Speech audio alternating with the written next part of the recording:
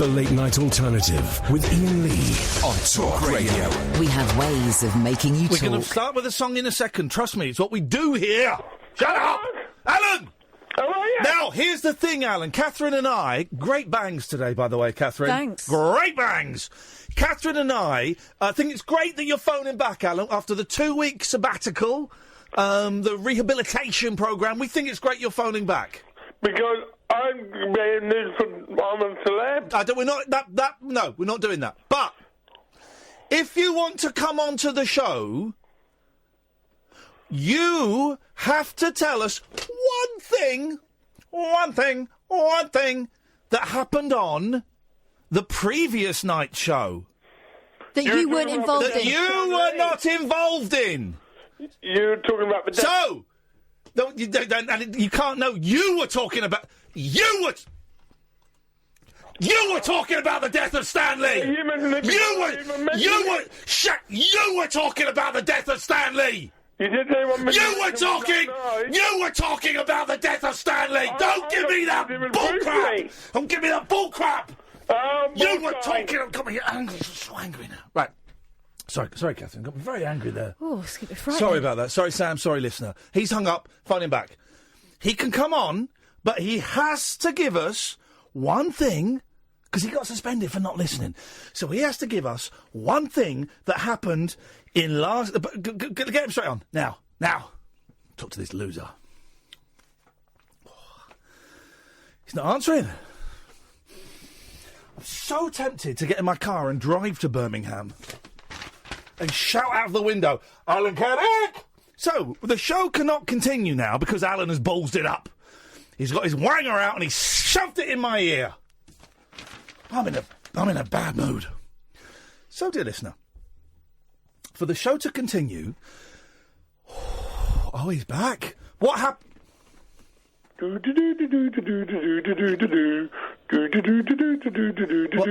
What happened? What happened? Hello? What happened to you then, Alan? You seem to have got accidentally disconnected during our conversation. No, I didn't get accidentally disconnected. I called balls on and finished the conversation. What do you mean you finished the conversation? No one walks out on me, not even myself! What? Right, I cut him off that time. Phone him back, Sam. I'm not having him hang up on me. I hang up on them. I hang up on those guys. Get him back on. This time no one hangs up on each other. This time we have a conversation. Can we please just calm everything down? This is getting out of hand. I hung up on you then, Alan. Yeah, because you finished the conversation. No, I've finished.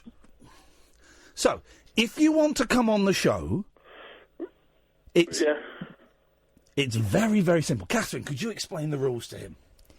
Alan Caddick. Hi, Kath. Hello. What we want from you is for you to tell us what happened on a part of yesterday's show that you were not in. Now, you... Wait. You've got 3 minutes and 18 seconds to remember a part of yesterday's show that wasn't you and wasn't Stan Lee, OK? Because I'm going to play a song we should have started the show with, but because of you, we couldn't. So you ruined it. You took the call early. I could have waited after the song. You've got 3 minutes and 18 seconds to try and think of or remember something that was on yesterday's show, otherwise you can't come on. Thank you very much indeed. Season cycle moving round and round, pushing life up from a cold, dead ground. It's growing green. It's growing green.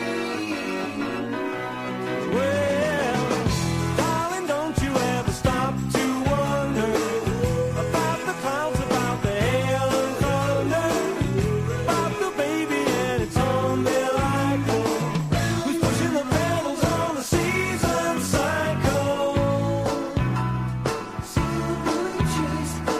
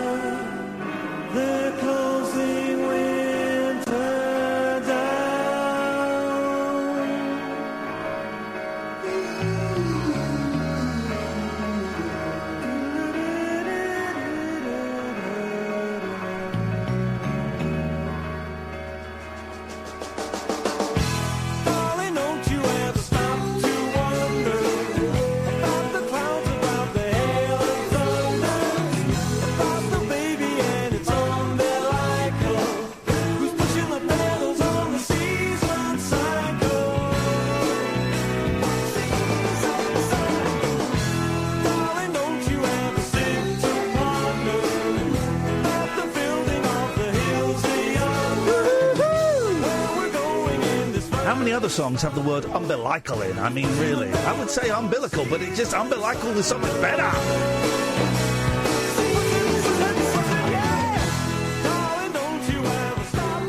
I'm falling down the XTC rabbit hole after that TC and I gig the other week. Man alive. We spent the hour before the show just watching XTC Live. XTC Live videos. It was great. Let's go to Alan, who hopefully will have remembered something from last night's show, which means he can come on and he can make his point. Good evening, Alan.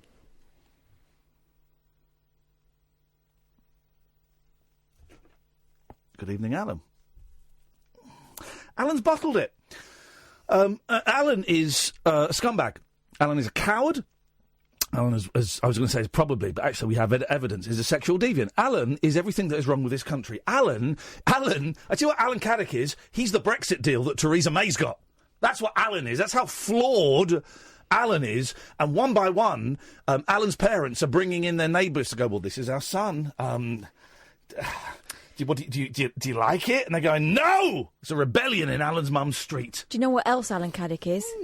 He's Donald Trump's flimsy excuse for missing that Remembrance Day thing. Oh, yes, he is. I tell you who Alan Caddick is. Alan Caddick, this is true. Alan Caddick is the woman who thought that Angela Merkel was Macron's wife. Mm-hmm. That's who Alan Caddick is. Tell you who Alan Caddick is. Go on. He's the anorak that caused so much controversy at, what's his name? What's it war? Old Jeremy Corbyn. Is Jeremy Corbyn's anorak? Totally. Wow. Wowzers. I tell you who Alan Caddick is. Alan Caddick is the ill feeling that was generated by having a German at the cenotaph. Tell you who Alan Caddick is. Yes? He's the reason I was throwing up all weekend. Oh! 0344 499 1000. Who is Alan Caddick? I'll tell you who Alan Caddick is. Alan Caddick was the feeling of exhaustion and self-hatred I got when I was on antidepressants and I couldn't ejaculate. I tell you who Alan Caddick is. Alan Caddick's the person that wrote that bloody film we sat through yesterday. Oh, Mandy starring Nicolas Cage. I'll tell you who Alan Caddick is. Now that I'm coming off the antidepressants, Alan Caddick is the ejaculate. That's who Alan Caddick is. 0344 499 1000. Who is Alan Caddick? Tell you who Alan Caddick is. Yes. Nicolas Cage's wig. Go on, caller. This is fun. Who is Alan Caddick? But some lord who is talking to you right now. Oh, yay. I hope he wasn't listening. He wouldn't have been, don't worry. We're safe. Yes, Alan. I heard what you said, comparing me to Donald Trump or Brexit. I'm just glad you didn't compare me to Boris Johnson's hair. I'm glad he only heard those two. Because, Alan, I'll let you into a secret. It got a lot worse. So, I dread to think. No, well, I wouldn't. Can we? Yeah. Hello. I want to put a line under the sand.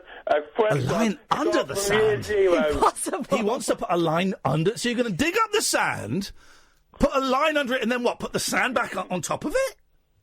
No, line in the sand, I meant. Okay, right. Well, the line is in the sand. Year zero. Year zero was quite. Well, that was Cambodia, wasn't it? Year zero. It was Pol Pot. No, okay, Pol Pot. Here's the thing. Yes, okay, the line is under the sand. It's year zero. We're going to murder everyone in... It's either Cambodia or Ethiopia. I can never remember. But if you want to come on tonight, all you've got to do, Alan, it's dead simple, mate, is tell us one thing that happened in the show yesterday that wasn't you and wasn't us talking about Stan Lee. It's dead simple. We know you're a big fan of the show, Alan, so let's listen. But I never had a chance to listen to last night, though. Just have a listen to tonight's show, Alan, because if you want to come on tomorrow, that rule is going to apply for EVs. Andy's on the line. Good evening, Andy. Hey, fella. Hello, hey, Andy. Kath, I've missed you. I have. Have you missed me? I have missed you, Andy. I could do with a really big hug from you, right? I want a hug from a man. Well, that's the reason that I've not been around so much. Why, you're not a man anymore? You've been hugging too much? None as all loved up. Hey! Wait. Oh, hang on. You was all loved up. No, I is. He is all loved up. That's Life is great. all good. Life is all There good. we go. That's good for you, man. Fantastic. And what's the young lady's name? Carl. What the heck? It's two guys. There's two guys in love with each other. What the hell is going on with this crazy world? You guys It's are a sick.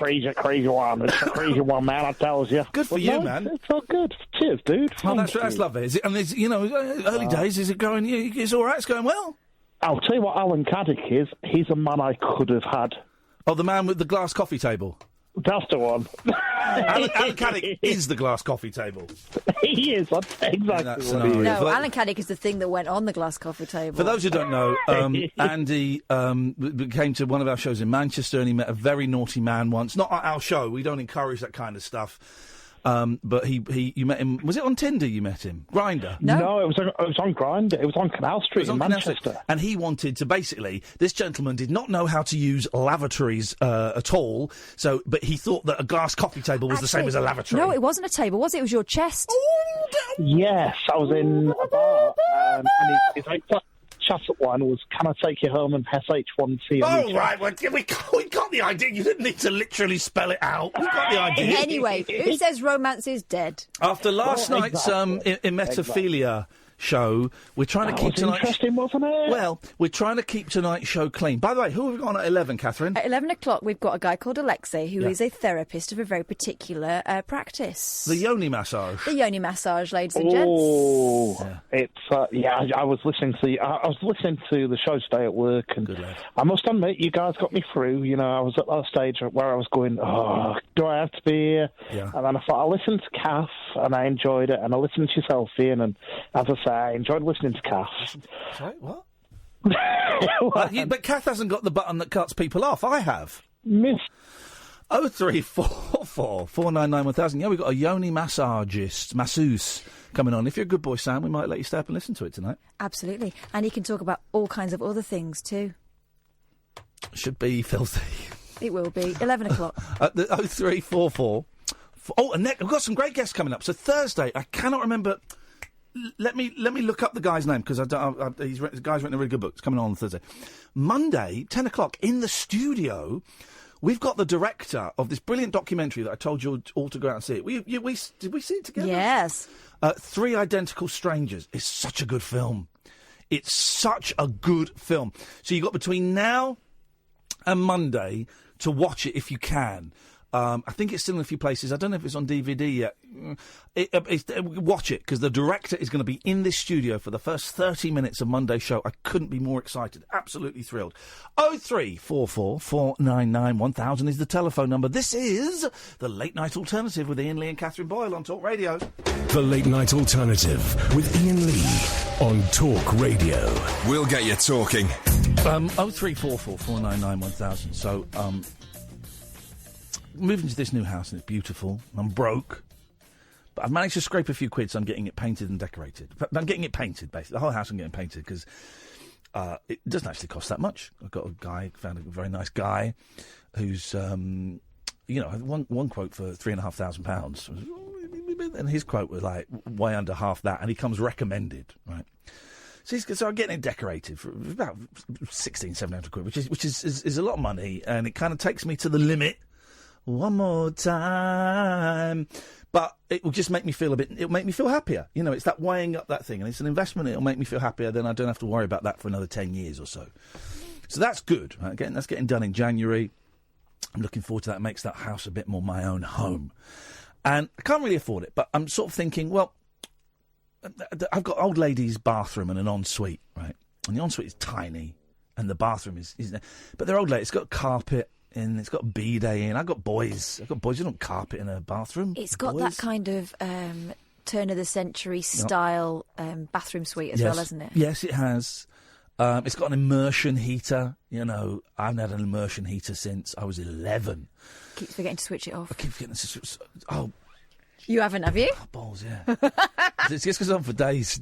Anyway, so there's a chance I might be... Well, I will be coming into some money in January, right? I will be coming into a bit of money in January. And so I'm thinking, well, if I get... If the money comes through that I'm hoping I'm going to get, then maybe I can afford to get these bathrooms done in, and that's it. I haven't got to do anything else to the house, okay, for years. There's a couple of things, but that's it, really. But then that's only if you fancy it. Yeah. So, yeah, exactly. So I've been trying to get a few people in to give me quotes on basically ripping out a bathroom and an ensuite and putting in a new thing, ripping out an immersion heater, putting a shower in there, getting a bigger bath, all of that stuff, right? So basically, I want to give thousands of pounds to some people for their services, for their skill. I want skilled people to come to my house, use their skills for a couple of weeks, and I give them thousands of pounds. It's that simple. It's a really simple 0344 499 1000.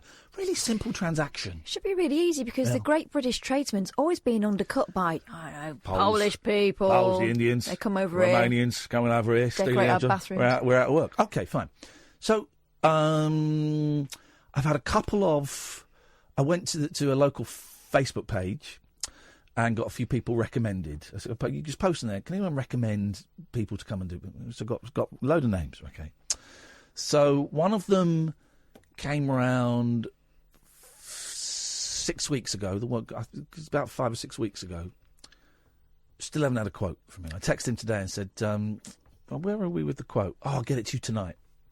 Not had it. So that was 6 weeks ago. One of them came round 3 weeks ago. And I messaged him today. I said, just wondered where we are with the quote. And he replied, oh, well, have you decided what suite you want yet? And I said, no, you know I haven't. I just wanted a rough quote for labour to see if it was, to see if it was totally out of my ballpark. Or I could, just a rough quote.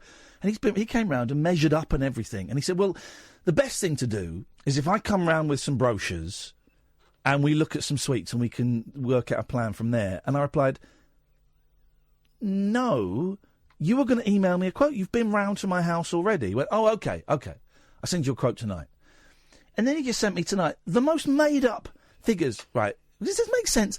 So it's a bathroom, which is quite a big bathroom, it's very lucky, and a really tiny ensuite. And for labour, the ensuite is £500 less than the big bathroom. I'm looking at it going, you're telling me they're the same price for labour? So there was that. So that's two. There was last week, I think it was last Monday, I was expecting someone to come round at 12. Give me a quote, local bathroom company. 12:15, I phoned them up. It was the Monday after, maybe a couple of weeks ago, the Monday after the clocks changed. Phoned them up at 12:15, just wondering if John's coming round. Oh, yep, John will be round. Yeah, he was due at 12. Yep, he'll be there at 12. Right, this is at 12:15.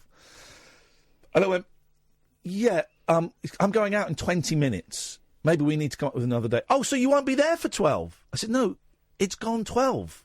She went, oh, well, he didn't, let me speak to John, but he certainly didn't forget it. Then you had to go, John, the place in this thing, he went, yeah, I forgot it. Yeah, he forgot it. We're having great problems with our online diary in that it's not syncing up, so you're not in the diary. But hang on, they're in the same room. Yeah. I would suggest it's probably his wife. The online diary is not syncing up. I said, OK, all right, that's not a problem. How about tomorrow? No, can't do tomorrow. How about Wednesday? No, can't. In fact, we're booked up this week. I went, right. And then they said, and we're booked up all next week. But should we get a date for the week after? I went, I don't know what I'm doing. Instead of, I should have said jog on. But I went, I don't know what I'm doing then. I'll give you a call back. Phone went down. Never calling those guys back. So that's 3. Did they say sorry? No. So that's 3, right? And then a week ago, I phoned up another company to book them in for not this week because they were busy, but next week, next Monday, to come in and give me a quote, right? So I get a phone call this morning. Is that Iain Lee? Yes, it is. All right. This isn't like a builder's mate or something. This is like a proper showroom place, okay? This isn't a builder's mate. I've got to make this clear. Because you don't mind what a builder or a builder's mate calls me. I kind of get it. But this is a showroom, right? A young lad. Is that Iain Lee? Yes, it is. Yeah, we were booked in next Monday to come and give you a quote. But I'm really sorry, bud. But we're going to... He said bud, and then I was like, what? Really sorry, bud. So I've had I'm really sorry, bud. But we've got someone who's on holiday for 2 weeks. And also, there's training that day. I'm like, okay. Whoa. They're on holiday and they're training? There's different people. I said, OK. I said, so what, you're telling me you can come in on the Tuesday? He went, no. There's a lot of training. So the next appointment we can do for you is 2 weeks later on Monday, December the 4th. Right? So a month from the original date I've booked it. 2 weeks later than expected. And he said, should I put that in the diary, bud? I went, yeah. I said, the fact that you can't even commit to coming round to giving me a quote doesn't really fill me with confidence about you coming to my house on a daily basis to install a bathroom. He said, oh. I said, yeah, so I guess we better leave it then, because that ain't great service, was my luck. He went, all right, then I hung up a minute. That's 4. They're putting it back 2 weeks. If you put it back a day, 2 days, you know what? I'd have been cool. I would have been annoyed, but I'd have been cool with that. You want to put it back 2 weeks? But also, by putting it back 2 weeks, now you're getting it to, well, it's coming up to Christmas now, so we'll have to wait till after Christmas. Bud. Now do you understand why when people are not being the way I'd like them to be with me and then they call me love or darling, I get pissed off? I get it. Whoa, hey. So that's 4, right? Oh, no. That's 4.5, because I got those people because I had a plumber came round who assured me was a bathroom installation specialist, and I told him what I wanted. He went, yeah, this job, I don't think I can do it. I'll put you in touch with this bathroom design company. So that's 5. Wow. That's 5 people that have let me down. And there have been a couple of others. So let's say 7. 7 people that let me down. Do you want to know the common thread that connects all of these people together? All of these 7 plumbing and bathroom design companies that connects them together. These people who I want to use their skills and give them thousands of pounds for their skills. The thing that connects these 7 companies that have all let me down, British. They're all British. Dare I say it, they're all English. They're all English. Someone told me to go on trustatrader.com on one of those websites. Check a Trade, wasn't it? Check a Trade. So I went on it this morning. First one that came up was a Kiwi company, New Zealand company, owned company, British, obviously lives in Britain, but a guy from a Kiwi. First one that came up that had the most stars. Phoned him up, went straight to answer phone. I left a message. 3 minutes later, he called me back. Do you know when he's going to come and give me a quote? He's coming tomorrow morning. Oh. He's coming tomorrow morning. He's not British. He's coming. He phoned me back 3 minutes later, coming tomorrow morning. I phoned another guy. This was about 10 o'clock in the morning. I phoned another guy, left a message. He phoned me back at 8 o'clock tonight, British guy. But he phoned you back. Phoned me back. I mean, it comes to something when we're grateful for that. Phoned me back 8 o'clock tonight. Wow. So I'm going to phone him tomorrow. I'm going to give him a chance. But so far, 7 British have let me down. 1 Kiwi. And who knows, he may not turn up tomorrow. I've got a feeling he will.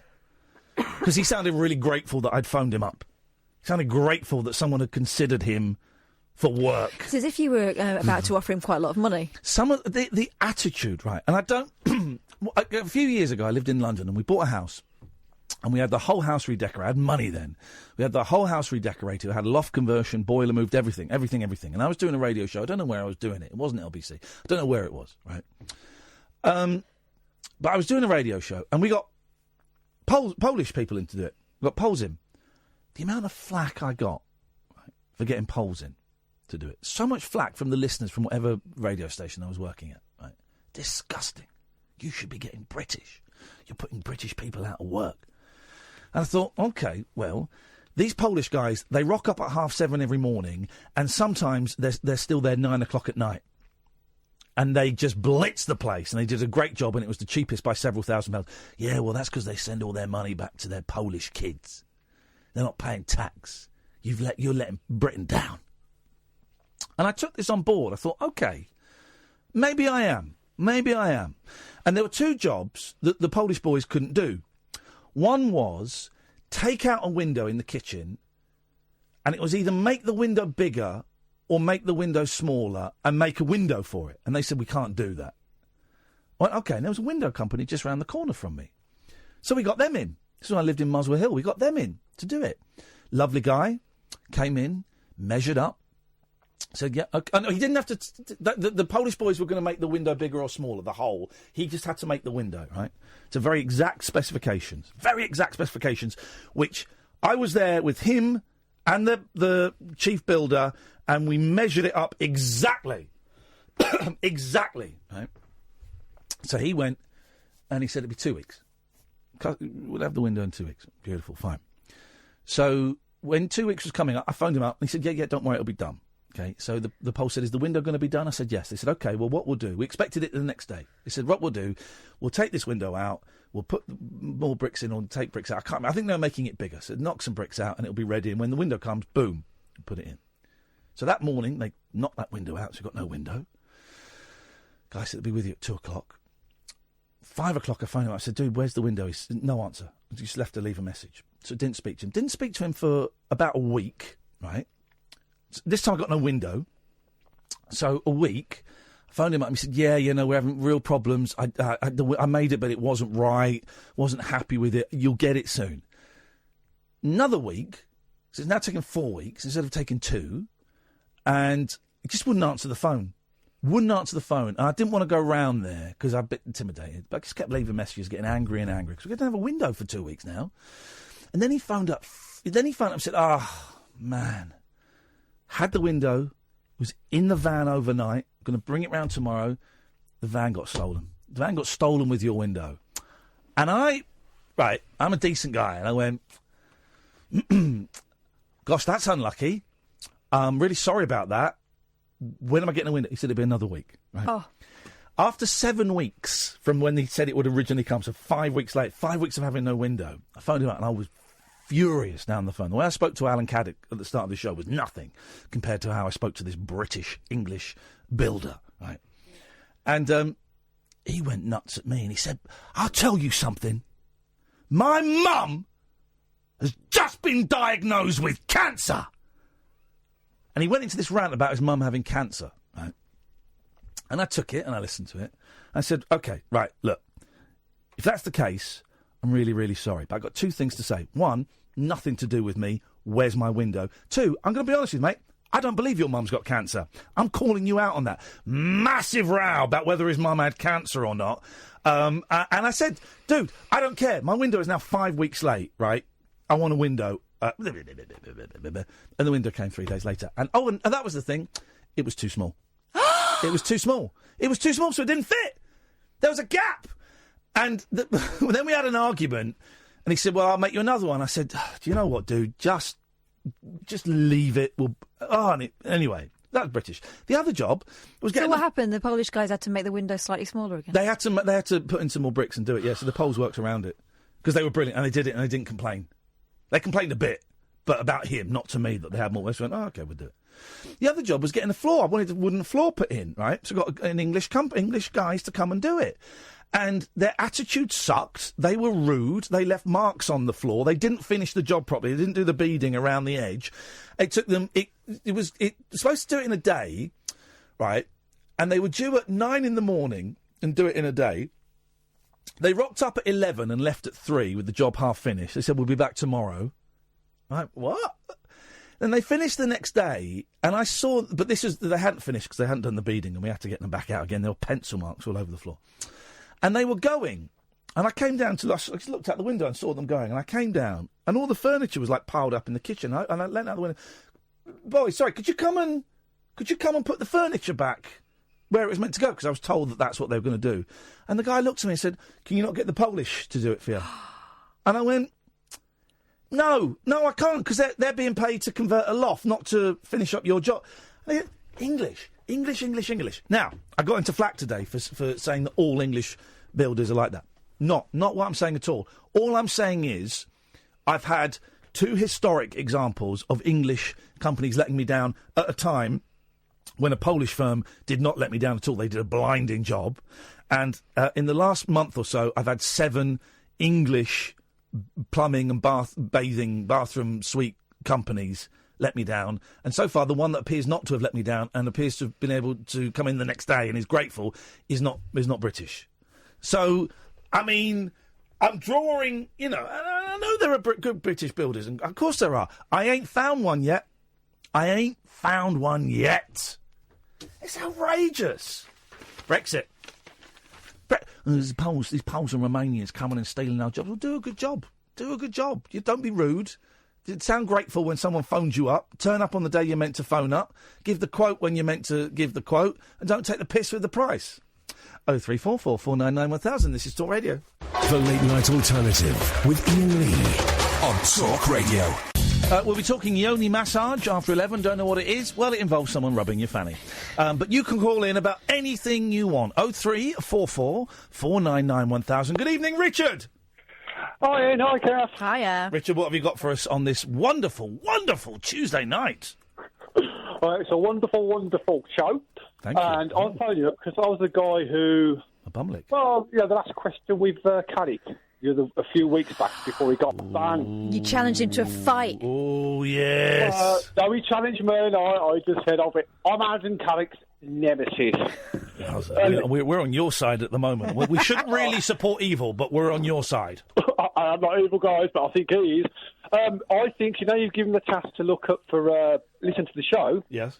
I think you should tell him, ask him tomorrow, he's bound to call, about this message, because I'd like to say to Caddick, Caddick, respect the show, respect the talent, listen to the show, and don't just phone up for your one-off monologue.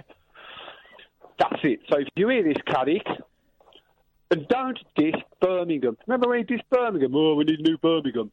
God, I like Caddick. I listen to the show. All right, well, listen. Well, Richard, we've got that. We've clipped that. We've taped it onto cassette. And we're going to play that to Alan Caddick when he phones in tomorrow. Can I ask just a really quick question? Couple of questions about the logbooks. What's happening with those guys? Christ knows. I think we're going to get one back this weekend. Which one? Lou's. The one from Lou. The one Lou who's desperate to have it to the point of actually being quite annoying about it, and then just didn't got it, and then just didn't bother returning it.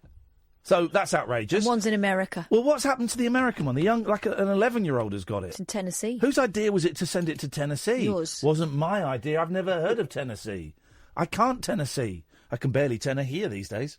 But I can tenor lady. It was almost a joke. It was almost. It's in there somewhere. Isn't it? One last thing, guys, if I can, because I've had a few drinks, otherwise I wouldn't have been able to call. Good lad. We like drunk callers. By the way, drunk callers get straight to the front of your queue. No, I'm not drunk. I'm sort of getting there. But they all is say that the Yoni Master, whatever he is. Yoni Master. Yoni Master. You'll like that. I'll call him that. Oh, yeah. If he's got any vacancies going for a trainee... Oh, get it. Dirty boy. Go away. Dirty boy. The logbook. For those who don't know, the logbook was a cute idea I had after I went to New York and saw a show where a guy would give a member of the audience a book to write in stuff and it got passed around and round and round. I thought, we can do that on our radio show. I nicked the idea. And I thought it'd be a fun way of just keeping track of what's going on. And when we do the New Year's Eve show, for people who don't like New Year's Eve, which we're doing, don't know when it is, it's like towards the end of December sometime, then I thought we could go through the logbook and we could reminisce. Because we're not looking at the logbook. People can write anything they want in there. It's supposed to be about writing about the show, but it can actually be about anything. I suspect people will have gone off on tangents. But I thought we could go through, basically it's a way of recycling content. Is the thing. So we had one, and then one got lost. So then we bought another one, and then the first one turned up, and then the second one was being held ransom by an a-hole. And then the first one got sent to Lou, who was banging on about it for ages. And then she got it, and it's like, I don't know. I don't know what to do. No, you're going to keep it for ages, You're going to keep the blog book for ages, And then I was going to be the best logbooker of all time. And now I'm going to keep it for ages and I give it to you when I come to Bath instead of putting it in the post. Because I'm lazy like that. So it was supposed to be a bit of fun, and actually it's turned into something very dark that I wish I'd never started. And young lady in Tennessee, you better send that book back. Better send that book back. There'll be trouble. 0344 499 1000. Catherine, what have you got? I was saying we've got the Yoni Master coming on. Yeah. That's his name from now on in about 20 minutes' time. So Okay. any Yoni questions? Okay. Can you Can you go and get those two cassettes that are out there? Not Yeah. the one that's in the envelope, 'cause that's for Howard. Yeah. But the two cassettes. They're the ones for the badass women. Yeah, OK. Should we be touching their tapes? We can touch those tapes, because, listen, I'm probably the only person in this building that's got a cassette player. I haven't got it on me, unfortunately. But so, mention tapes there. Someone... We haven't got a tape player out there, have we? What a dumb question! Have we? He's looking... No. I don't think Sam knows what a tape player is. Of course he does. He's a bright lad. When I say he's dumb, I'm just being... He's cleverer than me. Because someone has been sending... Get this. This is creepy, man. This is really creepy. People send post in and things, and that's nice. Talk Radio, 18 Hatfields. Google the address. But someone has been sending in a series of cassettes for presenters. Have you seen these? They're out there in the office, right? There's one in an envelope for Howard Hughes. Now, Howard Hughes will have a tape player. Of course he's got a tape player. I bet he's got one in his car. The other two that we've seen, because they've been left there, to Harriet Minter. That's Badass Woman's... Yeah. Woman's XL... Well, it's called, not called Badass Woman's... It's called the XL Ass. XL Ass. Badass XL. Badass XL. From Elfed. ELFED. On the 8th of November, 2018. And that's it. It's a cassette. It's a cassette. An actual cassette, right? Now, I like cassettes. I got a load. I made you a mixtape. I'm thinking of when we go to Patreon, when we get the sack from this place in March, we're going to go to Patreon. And people that pay... that join the higher leagues of Patreon. I'm talking £500 a month plus. Mm-hmm. They're going to get a mixtape, a unique mixtape made by me every month. That's good. So even Sam did the like little sigh there. That's good. And we're going to do bespoke porn. What? No, we're not. Yeah, we are. What do you mean? Like the stuff where I can rip up books and stuff. I'm not getting my boobs out, but I'll rip up books and stamp on jellies and that. Okay, well, I bet I make more money than you. Okay, I'll knock one out. Okay, so there's that one for Harriet Minter. There's one out there for Howard Hughes. And then there's a second one. It's good. These are good cassettes, Maxell. Uh-huh. Oh, look. It's another one for Harriet Minter. The 5th of November, 2018. So this was done 3 days apart. Oh. Right. There has got to be... Can we get into the engineering department? There has got to be a cassette player in engineering. There has got to be. I bet there isn't. There's got to be. Come on. How long did it take them to put some headphones in here? Somewhere... have I got a portable cassette... I know the boys have got a portable cassette player. Didn't you have one in your kitchen? No, it didn't work. The tape player didn't work. The boys have got a portable cassette player. I'm not going over there till Thursday. OK, well, Thursday we're going to listen to these. Thursday, Sam's thinking. You haven't got one at home, have you? No. I've got like a little mini hi-fi system thing. Well, how mini? Well, you can bring that in. No, it's been plugged in for years. It's all dusty. I'm not moving it. It's that big, you idiot. She's and doing the speakers. All right. You typing? What are you doing? What are you doing, boy? Come in. Come on, boy. I think we might have one at home. I'm just going to check. OK. See? Because I've got a hi-fi music centre. Nads. Yeah, I've got my Nads. It's too big. OK, well, if Sam's got one, we'll play it tomorrow. And if he hasn't, we're going to play these cassettes on Thursday. It might be private. They shouldn't be left in the office. Like private business. I'm a private business. Do it on your chest. Don't tell my mother, please. But why would... Hello, Harriet. I love listening to the Badass XL. You're my favourite, and I just want to say that while listening to it, I get very, very excited listening to it. Bloody good lady. No, I've done it now! You're a bad boy! I bet it's not. I bet it's something really boring. I think it's probably just a recording of the show. Which is great, but what I mean is it's not as exciting as that. But Howard Hughes has been sent one as well. That is a mystery. Yeah. That is unexplained. That is unexplained. That's the name of the show, not the mystery show. Why is no one phoning in? What's everyone's problem? We're giving them gold here tonight. This is gold. Go on, what you got? OK. Here's one. Here's an interesting one. Could this man help you win back your ex? Married father of two, rakes in hundreds of thousands of dollars a year helping lovelorn singles reunite with the ones who got away. Yeah. Okay, this is in the Mail Online. A relationship coach who specialises in winning back exes for spurned lovers earns thousands of pounds each month by giving his clients a few simple pointers. Okay. Coach Lee, a.k.a. Lee Wilson, 38, of Nashville, Tennessee. Tennessee again. Tennessee. What was the joke I did? Tennessee?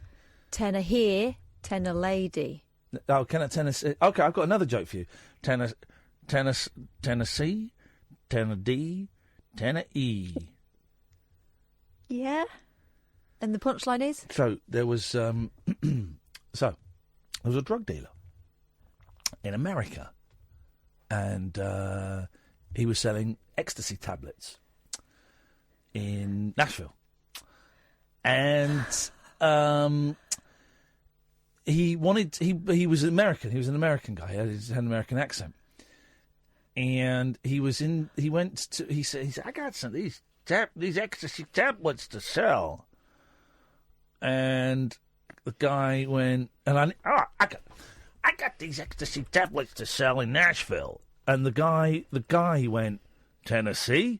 He went, no, they're a tenor E. Tenor and E. I don't think they say tenor. He was English. Right, okay. Okay. By the end of the night, we'll have a joke. It won't be a good joke, but we'll have a joke. James says, all I'm thinking about this cassette tape talk is Saw. I want to play a game. Yes. Oh, what if it is that? Harriet Minter, I want to play a game. Anyway, go on, so carry on. Okay, so this guy, Lee Wilson, 38, of Nashville, Tennessee, advises around 4,000 people each year, charging $87, which is £67, for each half-hour session, and $47 or £36 for an emergency breakup kit, including a video and text guide to rekindling a broken romance. Ooh. Married to stay-at-home mother Joanna, 40, the father of two, said, the biggest and most common mistakes people make when they're trying to get back with their exes is to become desperate and grasping. What, like hiring someone? Yeah. They often beg and ask to be taken back, appealing to the other person's mercy and immediately putting themselves in a position of weakness. I want a big picture. That nearly always just digs the hole even deeper because they didn't go out with that person in the first place through mercy. They did it because of love and attraction. The relationship coach for 18 years, hang on, he's 36. What do you mean? You're saying a 36-year-old couldn't know He's anything? 38 for 18 years. So what, he was 20? Yeah. No, he was 20, not 20. We've got young people listening to this. I want them to be speaking properly. He was 20, if you're listening at home, dear listener. 20. And what would he have drunk when he was a baby? At his mother's breast? Tennessee. Milk. You school me. Probably, if he's an American, he's probably drinking hooch. So he's been a relationship coach for 18 years, ladies and gentlemen. As in Turner and hooch. Lee draws on his own experience gleaned from two very painful breakups in his late teens. God. So he knew everything at 20 because of two painful breakups in his late teens. Sweet Lord. Stressing the importance of playing it cool and not giving your ex too much attention, he explained, that personal experience was hugely helpful for me in my later career because afterwards I realised the value of not trying too hard. Suddenly at college, when I wasn't actively looking to be in a relationship, I had all these girls asking me out. Yeehaw! Woohoo! Woohoo! Lee, who studied theology at university, realised he was a natural when it came to giving relationship advice while working as a copywriter for a marriage guidance firm. Yep. Leaving copywriting behind in favour of coaching, he was soon helping couples having marital difficulties with confidence. In favour of coaches? Coaching. You know what coaches is, don't you? No. It's like cheese made from sheep's brains. Ew. Coaches. I thought that's what you said, coaches. You just got cheese on the mind. Coaches. Coaches. Steve Allen's been talking about us again. He's a nice guy. I like Steve Allen's show. Not us. He was talking about me this time. Someone just tweeted me. Thanks. Thanks, Steve. I like I don't even know who he is. No. I thought he died. Despite the fact he'd only recently married Joanna in 2000, he's now a mother to his two boys, who he doesn't wish to name. That's none of your business, he says. None of your goddamn business. Get off my land or I'm going to shoot your ass with my coach's gun. All right, so let's see what his lessons are. I've heard enough about this fella. Let's get to the meat. Who reckons he knew it all at flipping 20? God. No, nothing. So, yeah, Tracy says he's selling a stalker's handbook. Yeah. All right, here we go. Here we go. He says, I always tell people who come to me that you need to give the other person space, and that means not texting them and not constantly trying to contact them, telling them how much you miss them. Yeah. Your absence is power. Oh. Let them go and tell them that you respect the decision to end things, and then let that person start to miss you and notice you're not there anymore. Okay, well, I mean, what, you've got to pay someone 40 quid to say, don't be weird. Can we get this guy on the show? I want to talk to this Let's guy. ask him. Your absence is power. Let them go and tell you that you're... Blah. When they choose to contact you, it's important to show them that you're in a positive place and could potentially move on. All right, well, okay. Normally I find my method is helpful in most instances, even the most extreme. For example, a man came to me after his girlfriend dumped him because she discovered he once went to jail, though for a crime he hadn't committed. Oh, man. Here's the thing. Everybody in prison is innocent. We know that. He kept phoning her Apart from in nonce prisons. He kept phoning her to the extent that the odds of them getting back together seemed real small when he first came to me. But a month later, I got a text out of the blue from him saying it had worked. God. So, you're paying someone 40 quid to say, don't phone her. Give me 40 quid, I'll tell you that. Don't phone her. Oh, God. Just, you know... Oh. People, relationships, pleasures, bodies, writhing in creating those pleasures, physical intimacy, nunus... Yonis... buttocks, all of these things, it just disgust me. I wondered where that was going. Absolutely disgust me. You still want me to get him on? Coach Lee, a.k.a. Lee Wilson? What's his name? Coach Lee? He's calling himself Coach Lee. Well, that's my nickname I was about to adopt that I hadn't told anybody yet, but I've been working on for ages. I'm Coach Lee. Oh. Well, you should fight him. I will fight Coach Lee. I think it might be time. I did this ages ago. It's on the video of it is on YouTube. I fought a listener. I wrestled a listener. I remember seeing the video. And I beat him.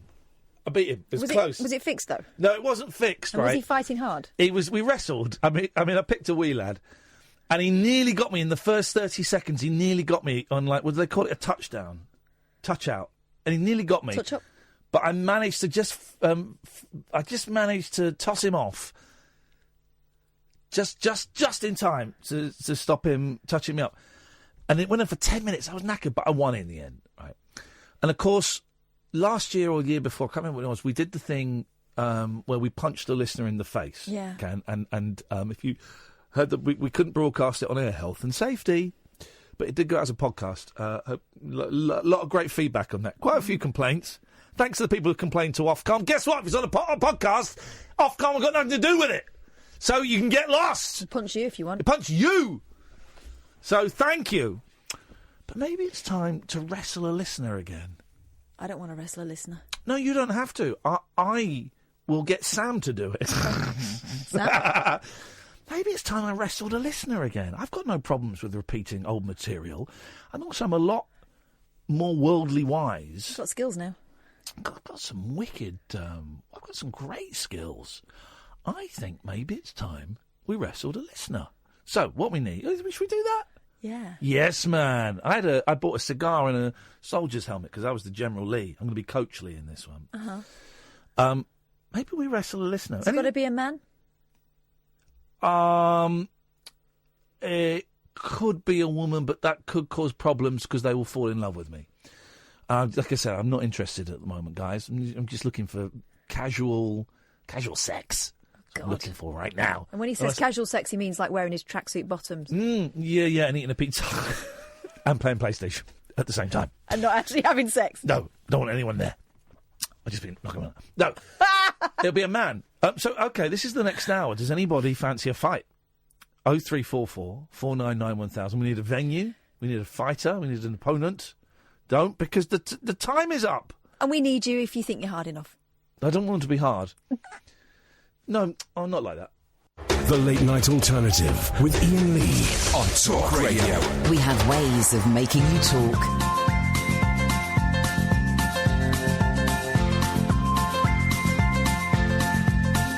There's a voice that keeps on calling me down the road. It's where I'll always be.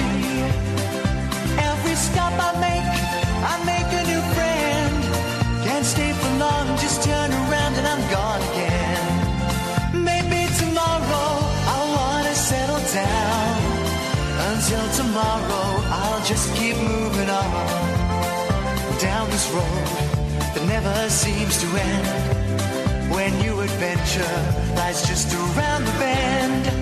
So if you wanna join me for a while, just grab your hat, come travel light, that's old style. Maybe tomorrow I wanna settle down.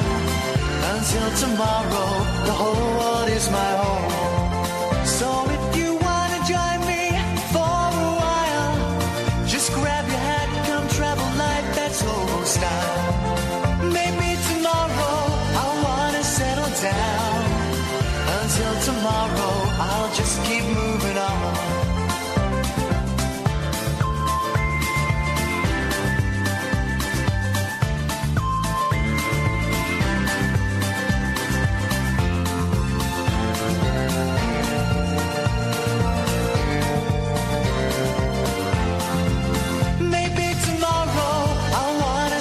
Down. Until tomorrow, I'll just keep moving on. There's a world that's waiting to unfold, a brand new tale no one has ever told. We've journeyed far, but you know it won't be long. We're almost there and we paid our fare with a hobo song. Maybe tomorrow I wanna settle down. Until tomorrow, I'll just keep moving on. So if you wanna join me for a while, just grab your hat, come travel light, that's old style. Maybe tomorrow, I'll find what I call home. Until tomorrow, you know I'm free to roll. 344 499 1000, the late night alternative with Iain Lee and Catherine Boyle. You can listen on DAB, download the app, or go to talkradio.co.uk. Oh, and if you're listening online or via the app, because you can't get us on DAB, well, they've put up some new transmitters, I believe is the technical term. So there is a strong chance you might be able to get us where once you could not. So if you go to your DAB, if you do a deep tune, a deep auto tune, a deep retune, it's going to be deep. Don't just do the casual tune. You can do a casual tune and you can do a deep tune. If you do that, then there's a strong chance that Talk Radio might pop up on your actual radio. So I can't remember how we came on to yonis the other day. Well, we were talking about different terms for your little flower. Okay, your Wang Chung. Whatever you want to call it. Well, there's so many different words your for penny. it. Your penny chew. Tuppence. Yeah, tuppence, that was it, not penny chew. Lady Garden. Yes. And I told you that when Katie Puckrick was here, she taught me a term which is called a yoni. Okay, I've never heard of this. Sanskrit for sacred space. Okay. Oh, okay. Right. Yeah. Like, is that like those places where you can go and sit down and chill out? Like a chill out room? If you want to think of it that way, that's a very nice way to think of it. I think. And Julia Hartley-Brewer forced her way into one once and it caused great upset. No, that was a different thing. Okay. It's a completely different thing. Okay. Yep. Anyway, so we were talking about this term, and in order to try to explain it to you, I Googled it, and then we fell down this yoni rabbit hole, didn't we? Wow. And apparently, you can have a yoni or lingam massage, right? A lingam is the penis term for the male member, and the yoni is the female. And so I ended up in this sort of Google thing. Well, I've heard of Google. A Google thing. A Google whirlwind. Yeah. Okay. And discovered our next guest, actually, who I thought was probably better placed to be able to tell us exactly what's going on. Well, let's say hello to Alexey Kuzmin. Good evening, Alexey. Hi there. Good evening. How you doing? You're right. I'm good. Yeah. So tell me about this. This is completely new to me, man. And okay. This whole thing. Well, of course, it's fascinating. So, the yoni tantric massage.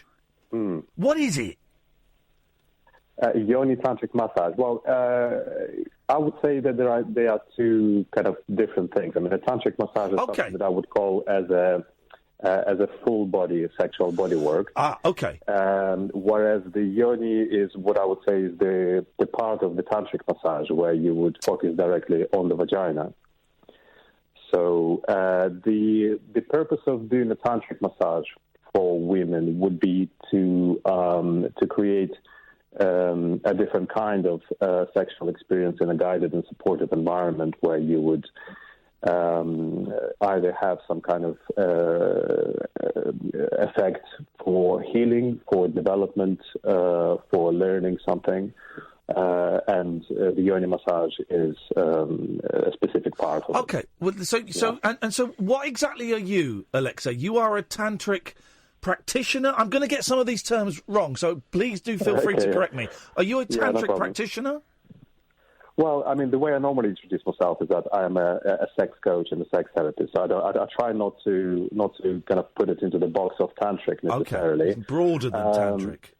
Yeah, but I do, I do teach people an alternative approach to sexuality, which has come mainly from the tantric and Taoist sources and all the sources that I could find that are alternative.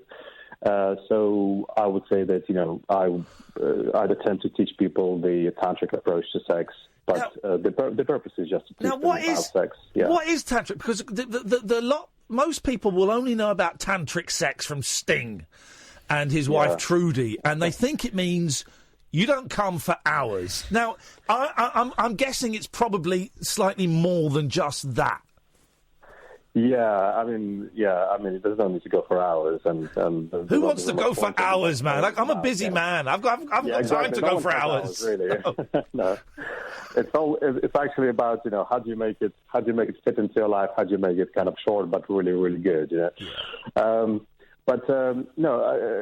mean, essentially, a tantric has become a bit of a catch-all term, really, for all the different approaches. That is basically something beyond just your typical mainstream approach to sex, which is just about some physical stimulation and release and maybe some fun.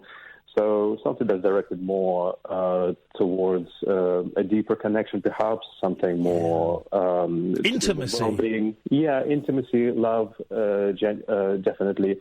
Something more conscious, something more to do with well-being, with a holistic approach to sex. So I would say that, it's not necessarily that you are teaching a specific, some kind of exotic technique from a different culture, but it's just a deeper way of having sex, probably would be the better way to explain that. And I've got so many questions. Thank you. And if I ask anything that you don't want to answer, just tell me to jog on, Alexey, and it's all cool. Because we've been kind of talking about sex quite a bit on this show. And we've been smirking and sniggering because we're British, and that's kind of what British... Does it, but that's kind of what British people do. So I was wondering, who was it who are the kind of people that get in touch with you, and what do they come to you for? What are they hoping to get from their time with you? Yeah. Well, I think a lot of people actually feel that they don't really feel that what they're experiencing is I wouldn't say enough, but that's what it should be. Yeah. So a lot of people that come to me, they come from a place of already having some kind of a difficulty, some kind of a problem, the whole range really. So I work with lots of different issues, but it's not necessarily just that. A lot of people just have a feeling that.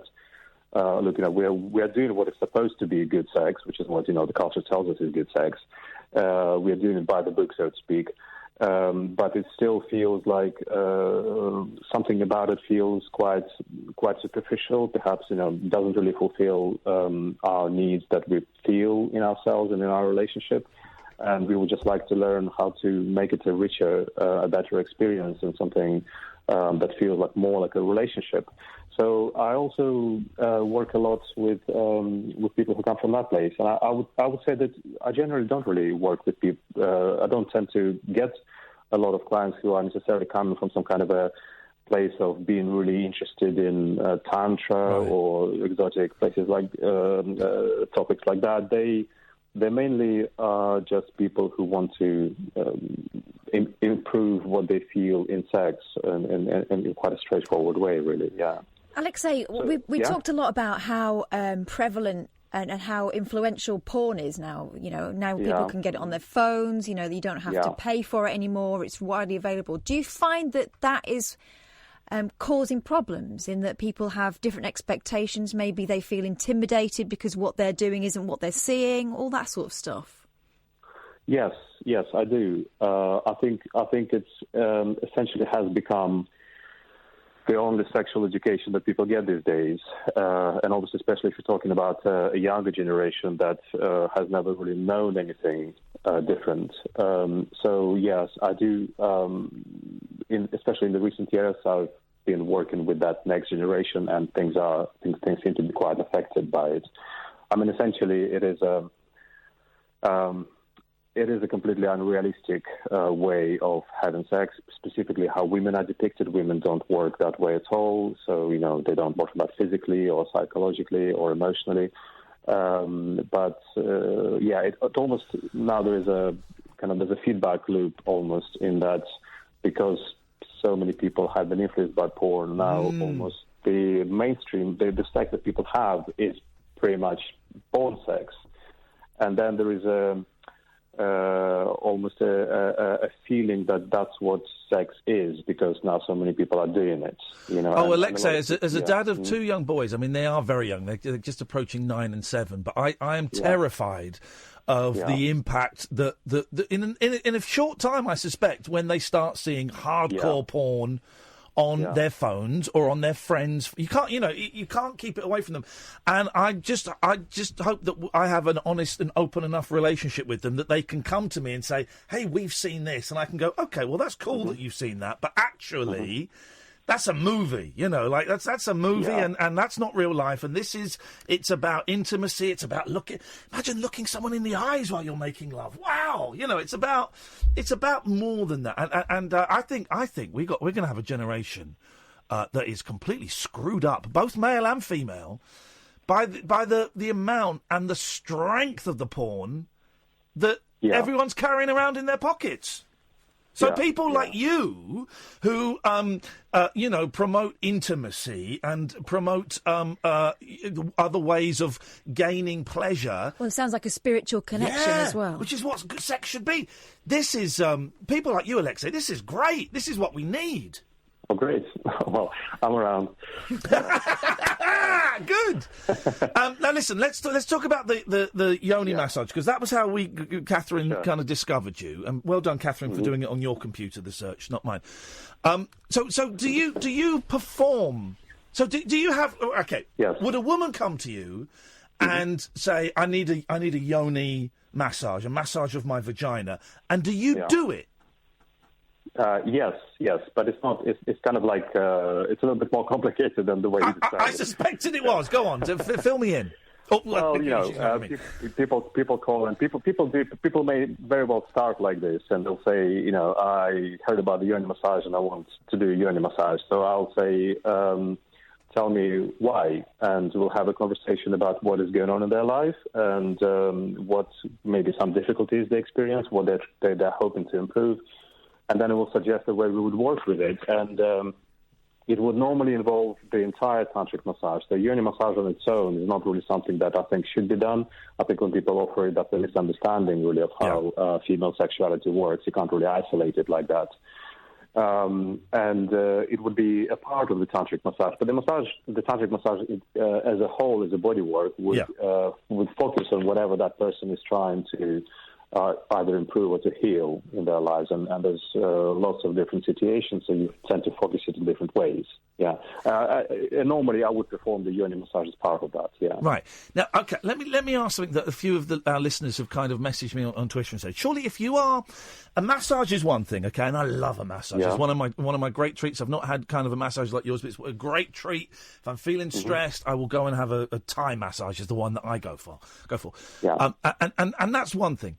But surely an intimate, internal massage that I'm assuming leads to a sexual climax. Is that not a form of sex work, of prostitution?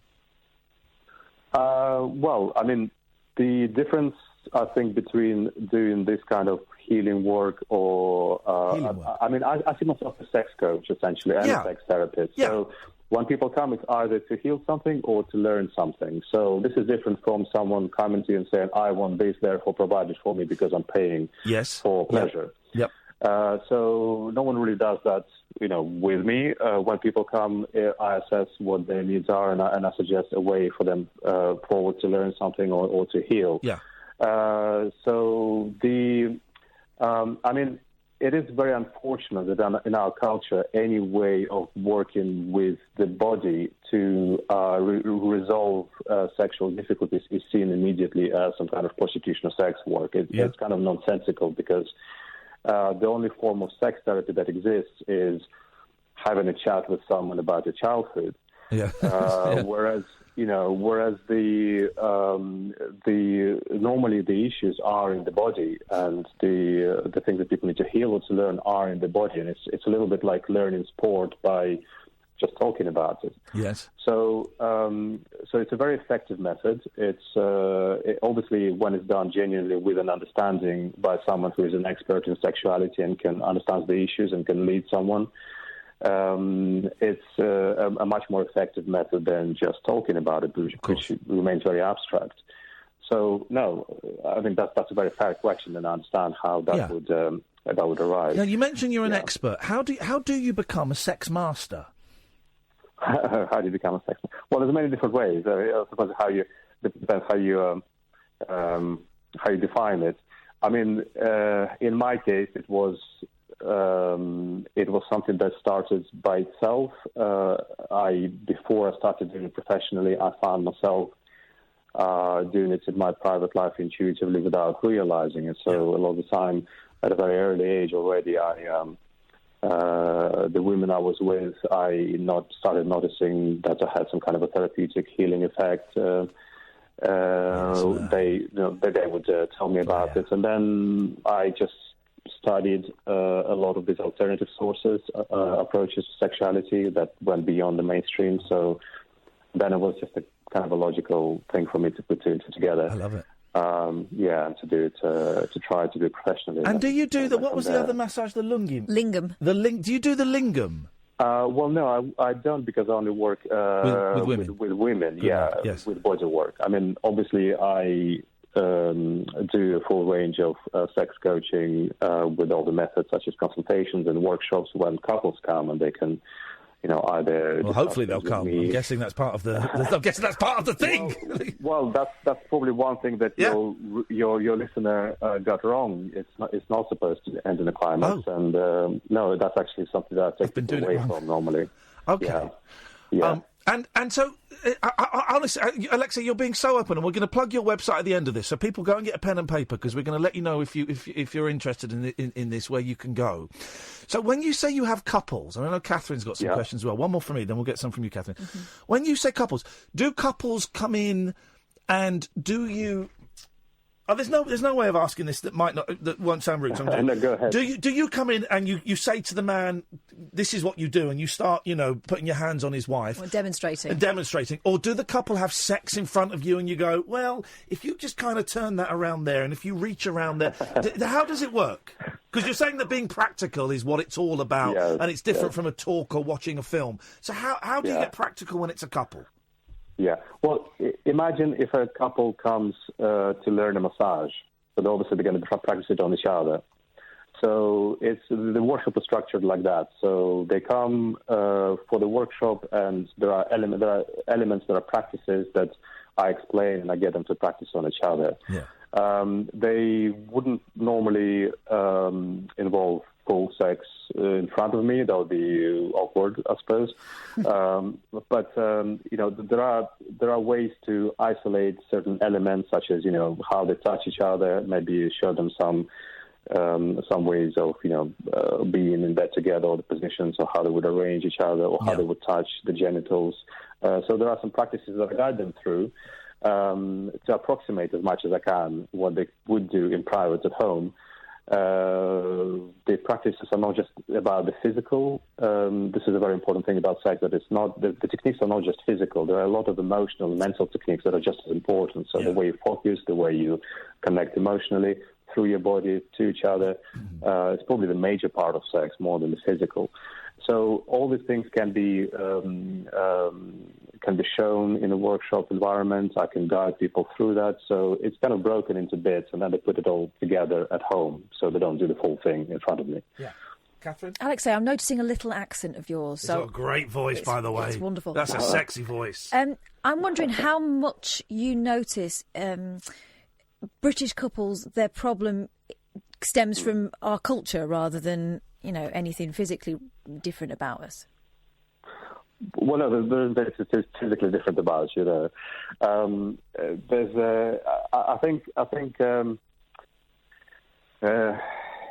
I think the main problem in Britain, perhaps, that I notice is that people just don't talk about it. I mean, I think it's not so much that there are more issues or people find themselves in a more difficult place than in other countries necessarily. I don't really believe that. But I think there's a big problem with communication. So it's quite typical of people to not be able to talk to each other about sex at all, or to someone else. I find it very difficult to even come and talk to me about it. So that is definitely part of British culture that makes things difficult for people in that respect. I've only recently, Alexey, been able to say to people, do you know what? I quite like it when you do that, and I quite like it when you do that, and I don't really like it when you do that. But I can put up with it if, you know... I can put up with it. That's the spirit. I can put up with it if it brings you pleasure doing that. You know, that kind of thing. And this is I'm a man in my 40s, and I've only recently discovered this. Man alive, the power I could have had in my late teens and my 20s and my 30s. But the thought of talking about sex or talking to... You know, you're going inside someone, but yet too embarrassed to say... what you like doing. That's weird, isn't it, man? We're caught up in the performance, aren't we, too often? Yes. Caught up in the performance. Everyone treats sex as just something they need to do well. They kind of forget that it's just it's a nice place where you can be together, and it's a place that nourishes you. And it's like going and spending time in nature. There isn't anything you need to accomplish. You know that to get a good mark for anything. I think it's to communicate better about it. You just have to see it as it's not really about telling each other what you enjoy, but you're doing something together. So it obviously involves some communication about how you're doing it together, and just being exploratory and feeling that you are on the same side. You're both discovering this thing, and you're both exploring it, and you're just sharing with each other how it feels. And when you do this, that's how we feel, and when we do that, that's how we feel. You know, I think it needs to be more neutral rather than feeling it. People often feel that any kind of comment is something you're saying about the other person, while in fact you're just observing how different things feel and cause and effect, really. When you're talking about it's exploratory, I think a lot of people assume that, in the early part of the relationship, you do all that stuff, and then you know exactly what's going on. And that's how people end up stuck in ruts sexually, isn't it? What? You're right, stuck in ruts. But you know what I mean? They go, right, we've done all that nonsense. I know her now. But people change, don't they? And their needs must change throughout their lives. Yes, I think what happens in our culture is that we kind of have a technique for sex just for the first part of the relationship. So the first kind of passionate sex with a hot stranger, all the exciting stuff, and then people are told that they're supposed to perpetuate this for the rest of their relationship. But this is just the initial party, so to speak. And as the relationship grows and evolves, then yes, the needs of the relationship change. So very important things change. For example, it does become less about just doing something exciting and exploratory with something new, and it becomes more about this feeling of love and nurturing each other and being there for each other, and you're deepening into more interesting, more delicate experiences together, potentially. It also becomes more about well-being, feeling that sex is a part of your relationship that can nourish you with positive energies, with love, again, for your daily life together. So that all requires a different approach, a different technique, because in the reality of life, you're not going to be jumping around like rabbits like you did in the beginning of the relationship. You know, you're going to be coming home from work, and there's going to be kids and whatever. So the reality is different of how much energy, how much time you can spend on this. And what we just don't have in our culture is just any technique, any approach to that part of the relationship that comes after the honeymoon period, which is actually what things like a tantric approach provide. It's just a much more sustainable way of having sex. And I think when we're talking about exploration, there's a very narrow perspective of what exploration means. Normally, it's trying something new, some kind of new hot game, something more, some kind of new location, some new excitement. But that is all variations it's kind of variations in the same part of the range. It's not really the full range. I think when we talk about sex becoming more interesting and better as the relationship goes on, we are not talking about it becoming more intense and more exciting. We are talking about it spreading more laterally in the way that you are, because you've been together for some time, you can go deeper into experiences that may not necessarily be excitement or intensity, but they will be really beautiful and nourishing and enriching and feel more soulful in different ways. Some of them may be quite relaxing, but beautiful, So that's the side that's not really explored in sex most of the time. Alexey, it's been a pleasure talking to you. It's been a pleasure having... Not that kind of pleasure, but a pleasure having a grown-up conversation about sex, which is unusual. Catherine, what's Alexey's website, and we'll tweet all this as well, don't worry. This is where I found you, Alexey. It was www.tantrictherapy.co.uk. Should have been. Surely should have been tantrictherapy.com, but it's cheap joke at the end of what has been a sensible chat. We'll tweet that out, Alexey. Yeah. You listen, man. You are now a friend of the show. Anytime you want to come on, you'll be very, very welcome. Thanks a lot. I really appreciate your time, man. Thank you. Thank you. Really enjoyed it. Thank you. What a nice guy. I knew he was going to be great. What a nice guy. I like that. We'll tweet that link out. So if you want to. If you're a lady and you want to get your yoni massaged. Or if you're a couple who wants to, reconnect. I tell you what, actually. We'll give away a free yoni massage to any of our female listeners. I will do it. And we'll but no. We're going to give away a free lungi. What's it? A free Cheryl Lungi? Lingam. A free lingam massage from Catherine. No, I got struck off. I can't do that anymore. Well, because you struck him off. Oh, so childish. The Late Night Alternative with Iain Lee on Talk Radio. Well, it just goes to show if you study hard, work hard, and other hard things, then you can be. Raise your eyes there. I'm working the best. I see what you're doing. I'm saying hard a lot. He's a lucky guy, and he was a nice guy. I liked Alexey a lot. Very charming. I might go and have a session with him. I've got his phone number. Okay, fine. I'll pass it to you. Someone who doesn't need a session with him, of course, is Bill. Good evening, Bill. Hello, Iain. How are you? Hello, Bill. I'm losing my voice, but it's only when I come in this studio, which makes me think the aircon is up the Swanee. They put grit in it. Well, you should be coming in the studio then, should you? Sorry? You should be coming in the studio. I have to come in the studio. Is it the only place you can? Well, it's if I don't come in the studio, I don't get paid. Well, fair enough. I have to, every night. My contract says every night I have to come in the studio. Whereas I can choose whether I come in the studio or not. Yeah, I want Catherine to come in the studio. It's my request. She comes in the studio, but she is well within her rights to say, "No, Iain, I don't want to come in the studio." Not coming in. No. But whereas you have to every single night, 5 nights a week. 5 nights a week. Come in the studio. Yep, you will find me. I will come in the studio. But if he doesn't come in the studio, I have to come in the studio on my own. Well, sometimes you come with Katie Puckrick. Yeah, I don't do. you? Do you ever come in the studio at the same time?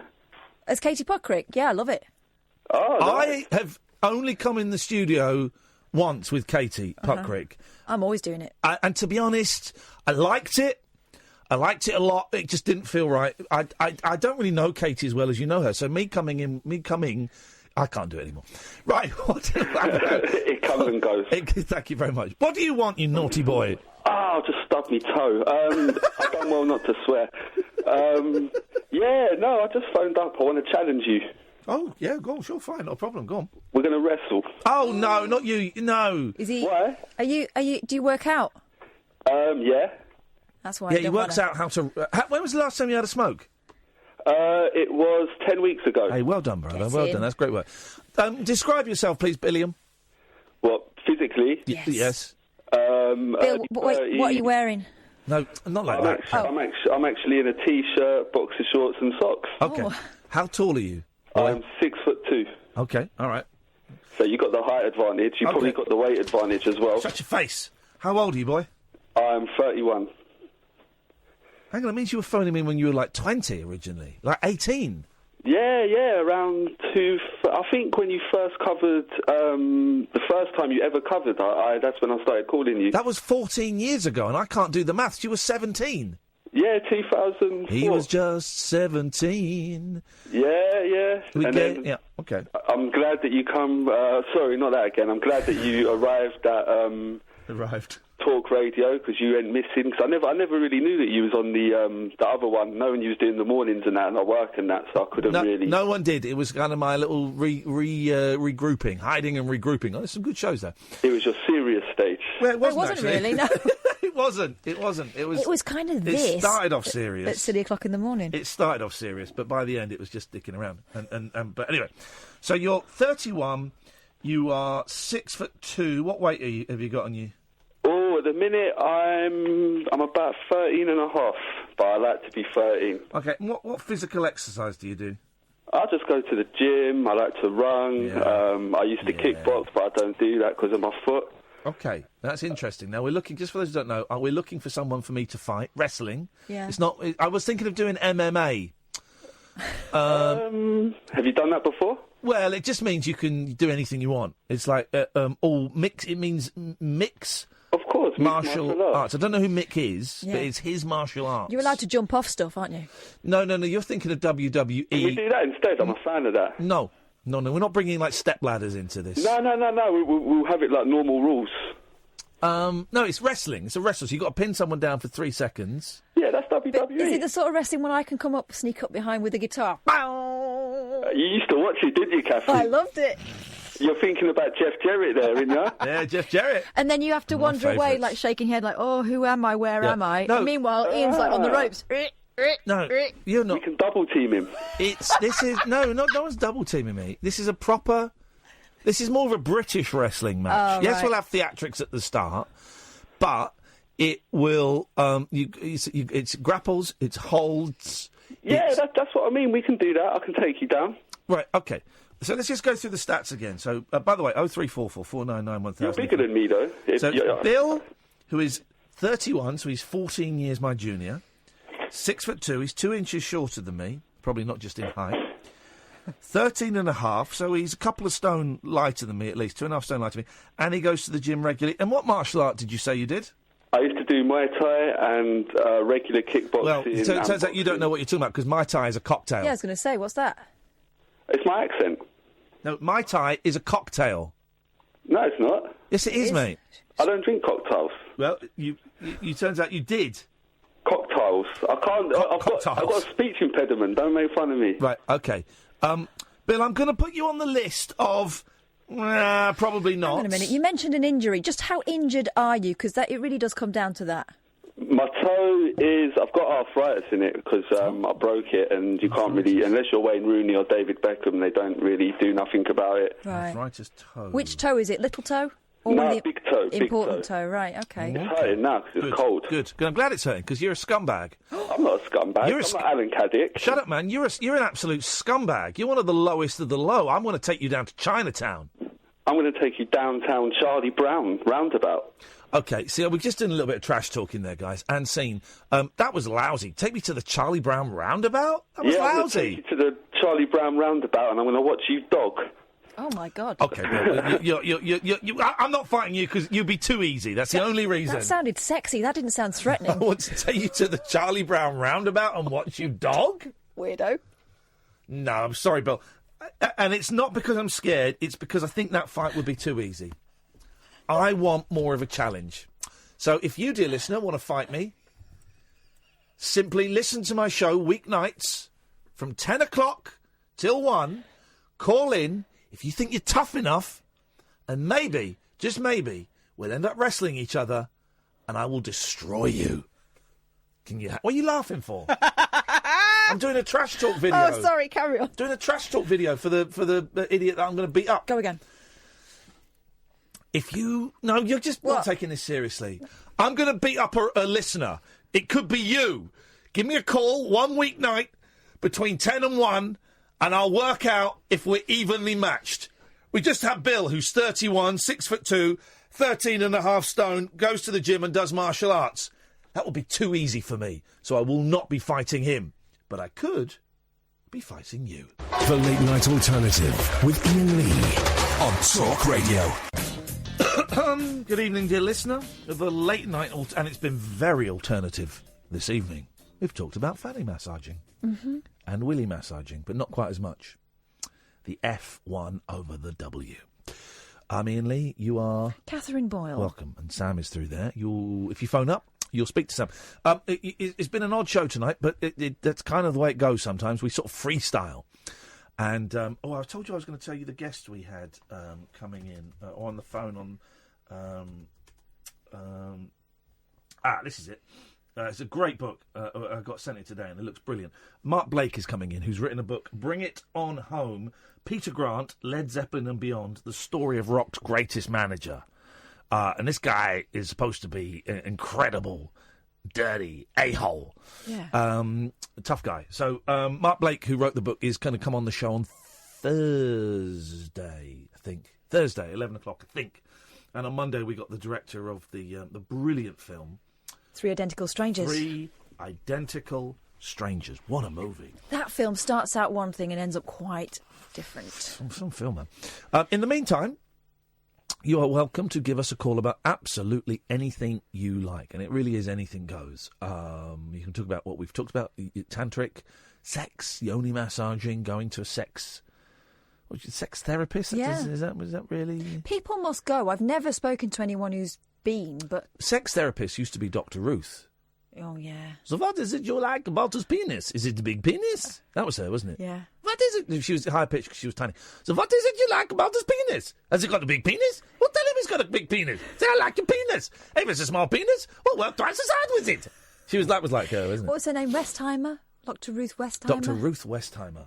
She was great. Dead now. She was like a... It's supposed to show sex is bad for you. She was like sort of a sexy Judge Judy, wasn't she? She wasn't sexy. No, but I mean in the sex world. Oh, in the sex world, yeah. But she was like 4'7".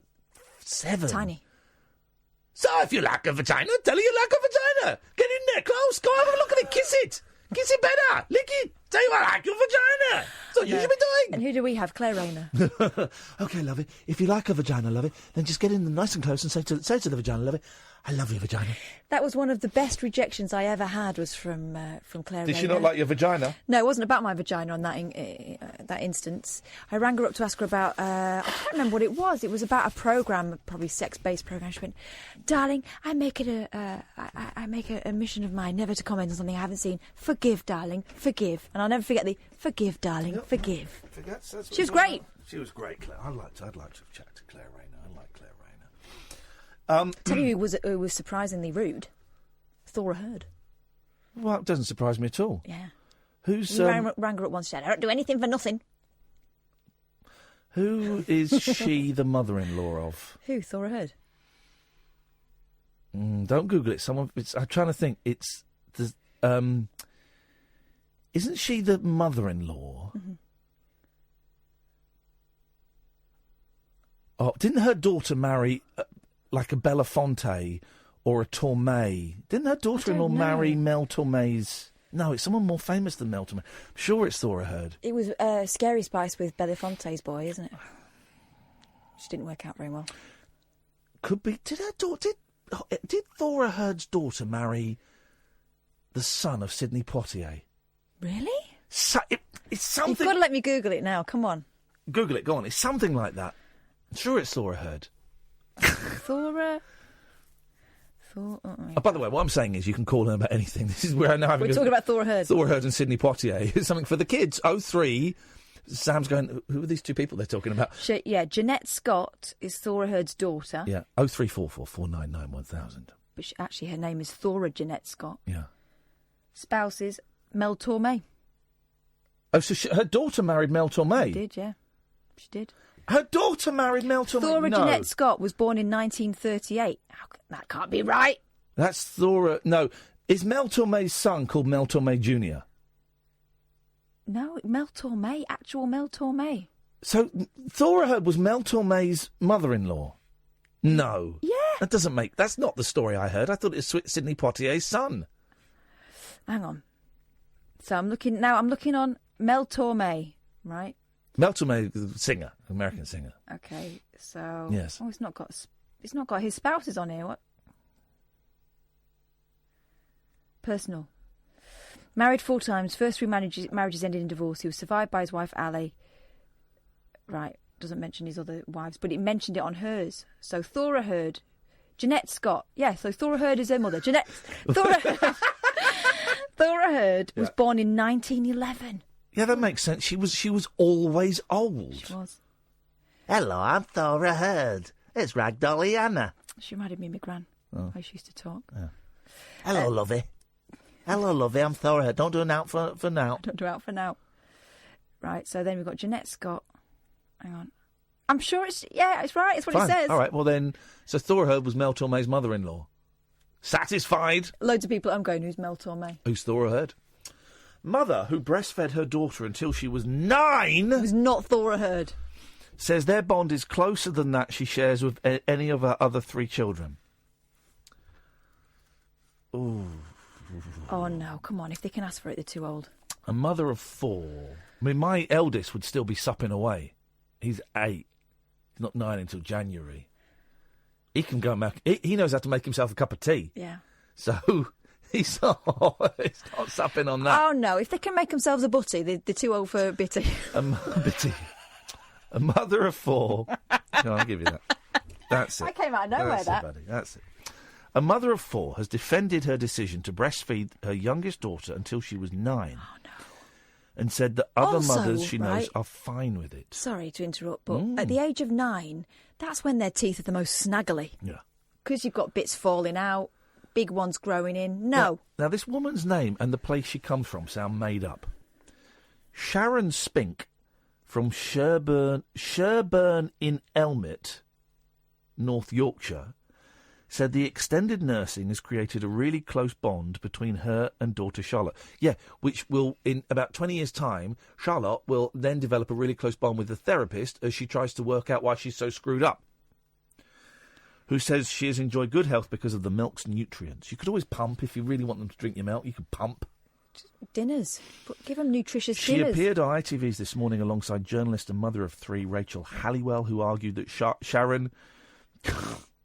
who argued that Sharon could have fostered the same bond by cuddling or reading stories to her child. Yes.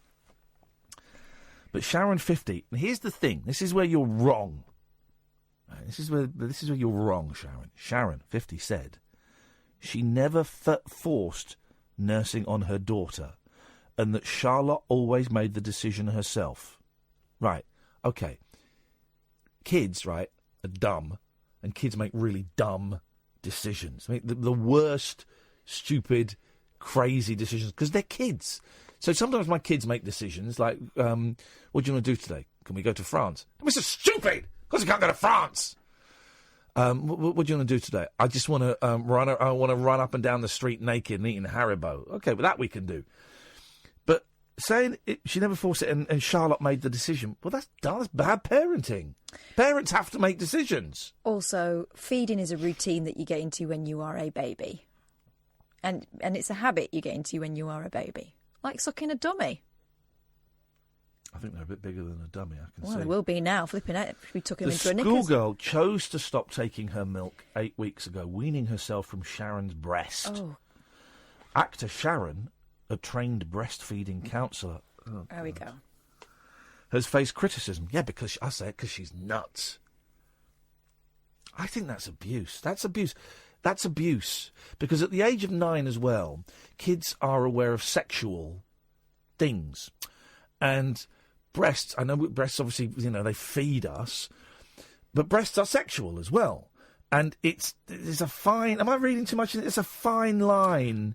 She still sees it as food, but breasts are sexual. Yeah, and I try to, with my girls, I try to sort of balance it out and say, look, they'll see someone breastfeeding and there'll be a little bit of chuckling because boobs. But I'll say, that's what boobs are for. And I try to be as cool as I can about it and to try and make sure that it's balanced. But they're aware that they're aware that boobs aren't just for feeding babies. Mummy took a selfie when Charlotte was feeding. There's a selfie. Oh, that's not fair. That's not fair. Sharon said that even when her daughter began growing teeth, she would just ask her to readjust. The mother of 4 was determined to breastfeed Charlotte after struggling to do it with her 3 other children. Right, that's what it's about. 30, Sarah 28 and Isabel 12. Well, why don't you start with Kim again? Kim might be up for it now at 30. I don't refuse, but I don't offer. She will just come up to me. She will have a cuddle on my knee and have a feed. Charlotte has since weaned herself from her breast. It's fine, it was her choice. It was just a gradual process.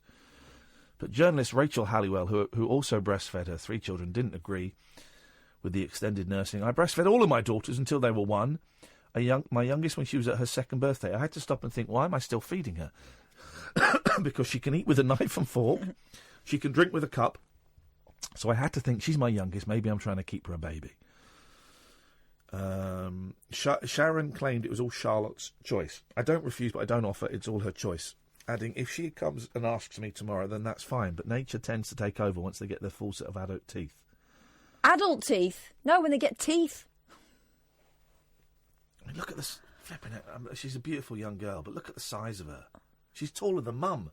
She's taller than Mum. Right, so what I'm hearing there is... She's taller than Mum. She couldn't do it with her older daughters, so she was determined to do it with her youngest baby. And that kid is still a baby compared to the older daughters. I'm sure she's a great mum, right? I'm sure she loves her kids and all of that, but that poor girl. And also kind of...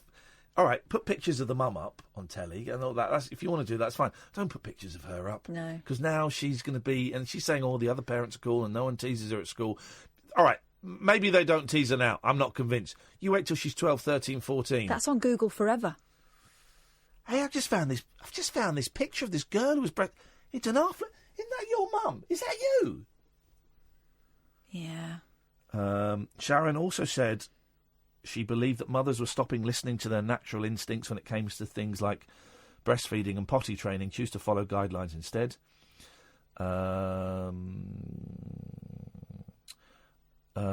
The actor said she believes breastfeeding Charlotte for such a long time hasn't impacted the way she's seen by her peers.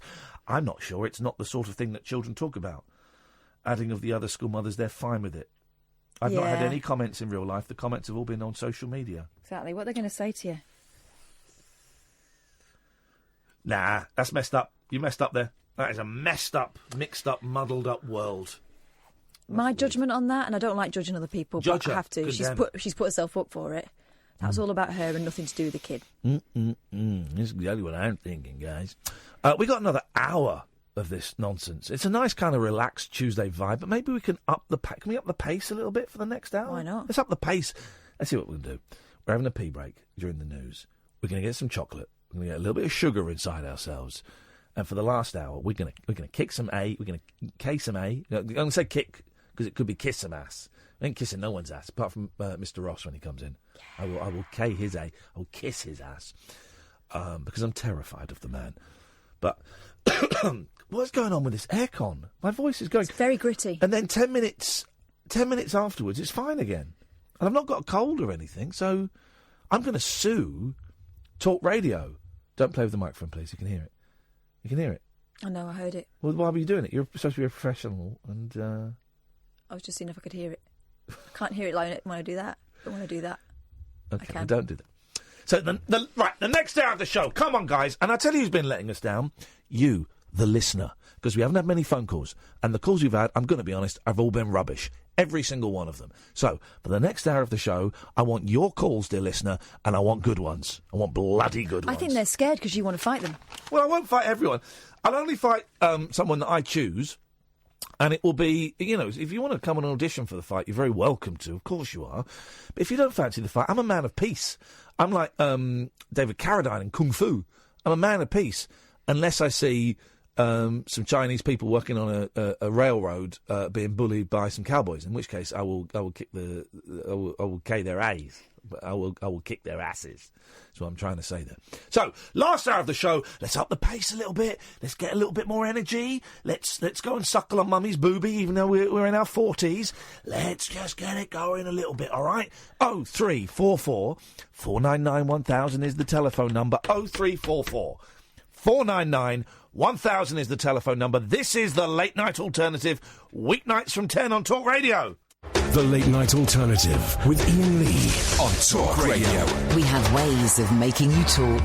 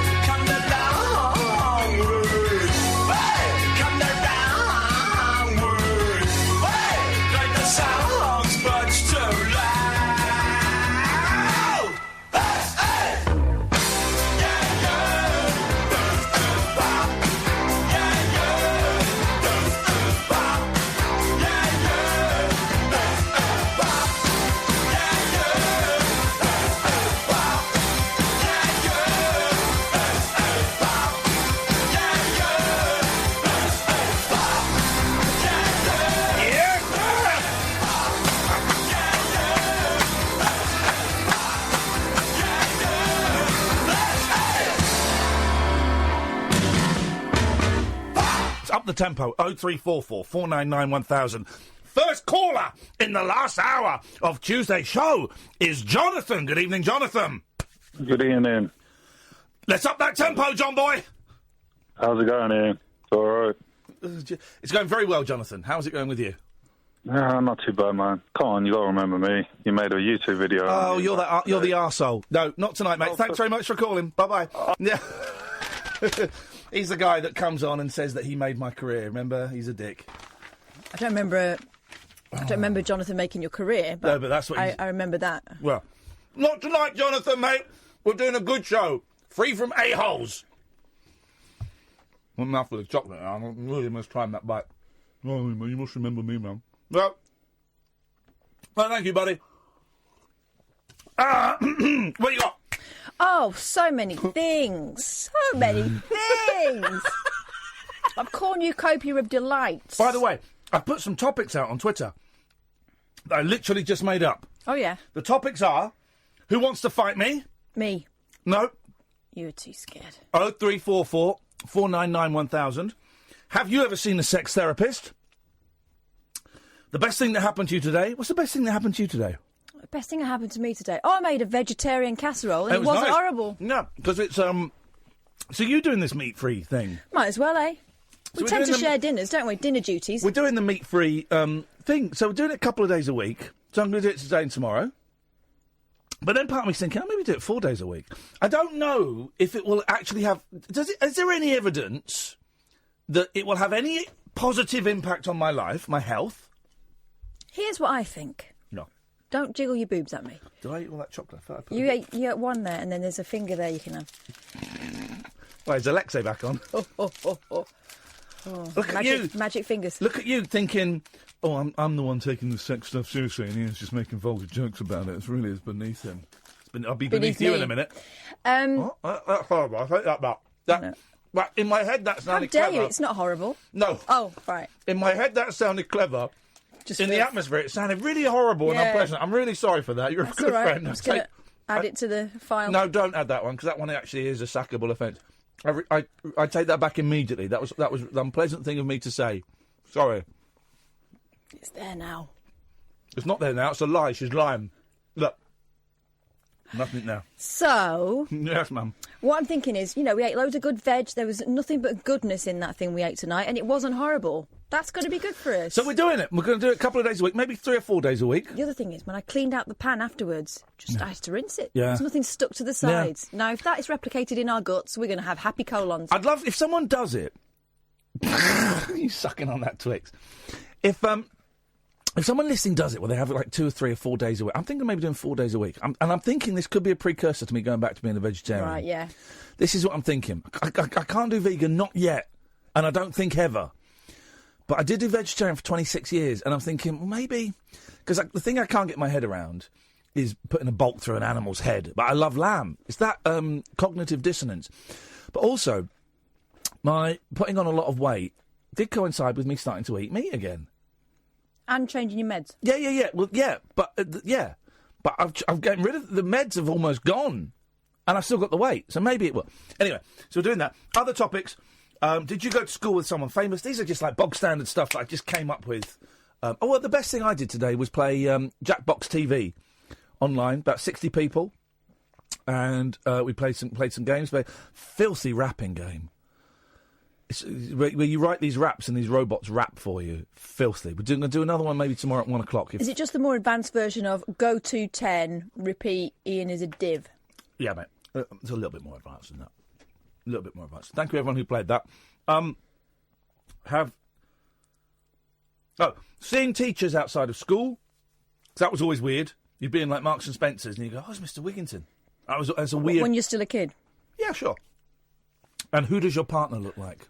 0344 499 1000. Those are actual, genuine phone-in topics that it would take a whole team of people on other shows to come up with. Hours to come up with. I did it in 2 minutes. When my eldest daughter was about 8, No. she came over to me with a look in her eye that looked like victory, right? Yeah. We were just about to go into the playground. I know what Mrs. Barber's name is. Oh. It's like, wow. What do you think her name is then? Yvonne. Is it? And so we went into the playground and I went, hi, Yvonne. Shh, shh, shh, shh. The look on her face was like, no, the incantation must remain quiet and private. She was terrified. Like, it was like the most secret magic word ever was Yvonne. I've got an incantation in a minute. Let's go to Lyndon first. Good evening, Lyndon. Hi, Iain. Hello, Lyndon. Hiya. I just wanted to tell you, I was in work today, and somebody gave me a huge bag of CDs. Did you have and a chicken? Did a fanfare play then? First of all, I thought you were going to say a huge bag of weed. I thought, wow, this is a story. Okay. Huge bag of CDs, you say? Why? Yeah. He uploaded all his music onto whatever they do on the computer, and he's given me all his CDs. Beautiful. Are they any good? Well, there you go, you see. If you've been palmed off with rubber... Pick 3 at random and tell us what they are. Okay. Into the bag. Into the bag, don't look, just pick them at random. There's number 1. What is it? 5 Guys Named Mo. Featuring Louis Jordan's Greatest Hits. That's not bad. That's a soundtrack. That's a medium, okay? Oh, that's a medium. Okay. Well, put your hand in, pick another one out. It's a bit eclectic, I got to be fair. Great. I had a little rummage earlier. Yeah. So let's have a look at the second one. Here we go. Number 2. No, that's rubbish. Well, what was it? It was Queen's Greatest Hits. Come on. Queen's Greatest... I mean, if I'm going to stomach Queen, it's gonna be a Greatest Hits album. Go on, number 3 then. Who's got this one here now? Destiny's Child. Hey, I'll have that. I'll have that. You want that, do you? I love a bit of Destiny's Child, yeah. Okay. What is it? Can't pay my telephone bills. Can't pay my automobiles. If you did, then maybe we could chill. I don't get the automobiles thing because it's automobiles, it's cars. Automobile it's not, bill. But she says it doesn't say automobile bill. She says automobile. So they say, excuse me. And that doesn't make sense. That to me it leaves me scratching my head. No, I bet Michelle made that up. OK, go on. Last one. Pick one more. Hang on. Hang on, Lyndon. By the way, do people used to call you Barry at school? Barry Lyndon? Yeah. Yeah, good film, that was. Brilliant I've not seen it. I'd like to see it. It's one of my favourites. Leslie Anderson, isn't it? Mm-hmm. You say that, you don't know. Ryan O'Neill. No, Leslie Anderson. Go on. Stevie Wonder. Which one? Songs in the Key of Life. Treasure. Mate, that's one of the greatest albums of all time. Switch it. Here are your instructions. I don't know, do you smoke weed? I used to. Have you got any? Maybe a little dry, little baggy somewhere. We cannot advocate this. No, we can't. Because I'm not saying if you have, then I'm saying get rid of it. Throw it away is what I was going to say. Because you need to be in a clean house. Turn off this rubbish radio show, Lyndon. Okay. Go and light a candle. Turn the lights off. Put on Stevie Wonder songs in the key of life, and enjoy, buddy. Enjoy. I'm loving that. It's a great record. I'll tell you what, I will savour that. I will wait until I can get some weed then. No, don't, Lyndon, don't smoke drugs, guys. Don't smoke drugs. What's on Songs in the Key of Life? That's a great album. That is, let's have a little look at Sir Duke's on there. That's a great song. Isn't she lovely? I don't like that song. No. That's been overplayed. Exactly. So you've got to listen to it with new ears, because it's stunning. That's a great song. There's a song on there called Black Man. Oh, I don't know, that's politically correct. Knocks Me Off My Feet is one of my favourites. Yeah. One of my favourites. My God, that's so lovely. I'll tell you the best Stevie Wonder song. As well. As is on there. I'll tell you the best Stevie Wonder song. Overlooked in his canon. Right? And it's a great song. Let me find it and play it to you. This is the great... By the way, well done, guys. Is it Part-Time Lover? No. That's terrible compared to this. This is great. This is a great song. Right. By the way, thank you to everybody who's we've upped the tempo no end. 0344 499 1000. Here we go. Oh no. God, and all of a sudden I'm 7 again.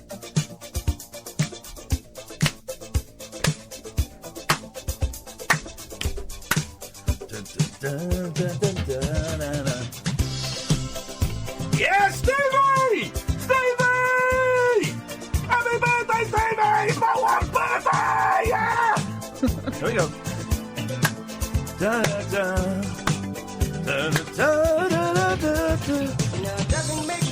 It's a great song, man. The best one. The best Stevie Wonder song of all times. 0344 499 1000. We are up in the tempo for this last hour of the show, and boy, oh boy, it feels good. The Late Night Alternative on Talk Radio. The Late Night Alternative. Hello. With Iain Lee. Is there anybody out there? On Talk Radio. Hello. So my youngest is 6 and going to be 7 in January. That's the way it goes. Just the way it goes. And he wrote a poem. Well, it was a poem, and now it's a spell to summon the dead. He recorded a performance of it. Oh. So all I'll say is, if you have any dead bodies near you, just be careful, because this spell to summon the dead, written by a 6-year-old, we have not fully tested it yet. We don't quite know. We don't quite know how powerful this juju is. Here we go. Hello, Daddy. This is a spell to rise from the dead. Rise from the dead, come back alive. We want to see you straight in the eyes, face to face with each other. Together we will finally meet each other.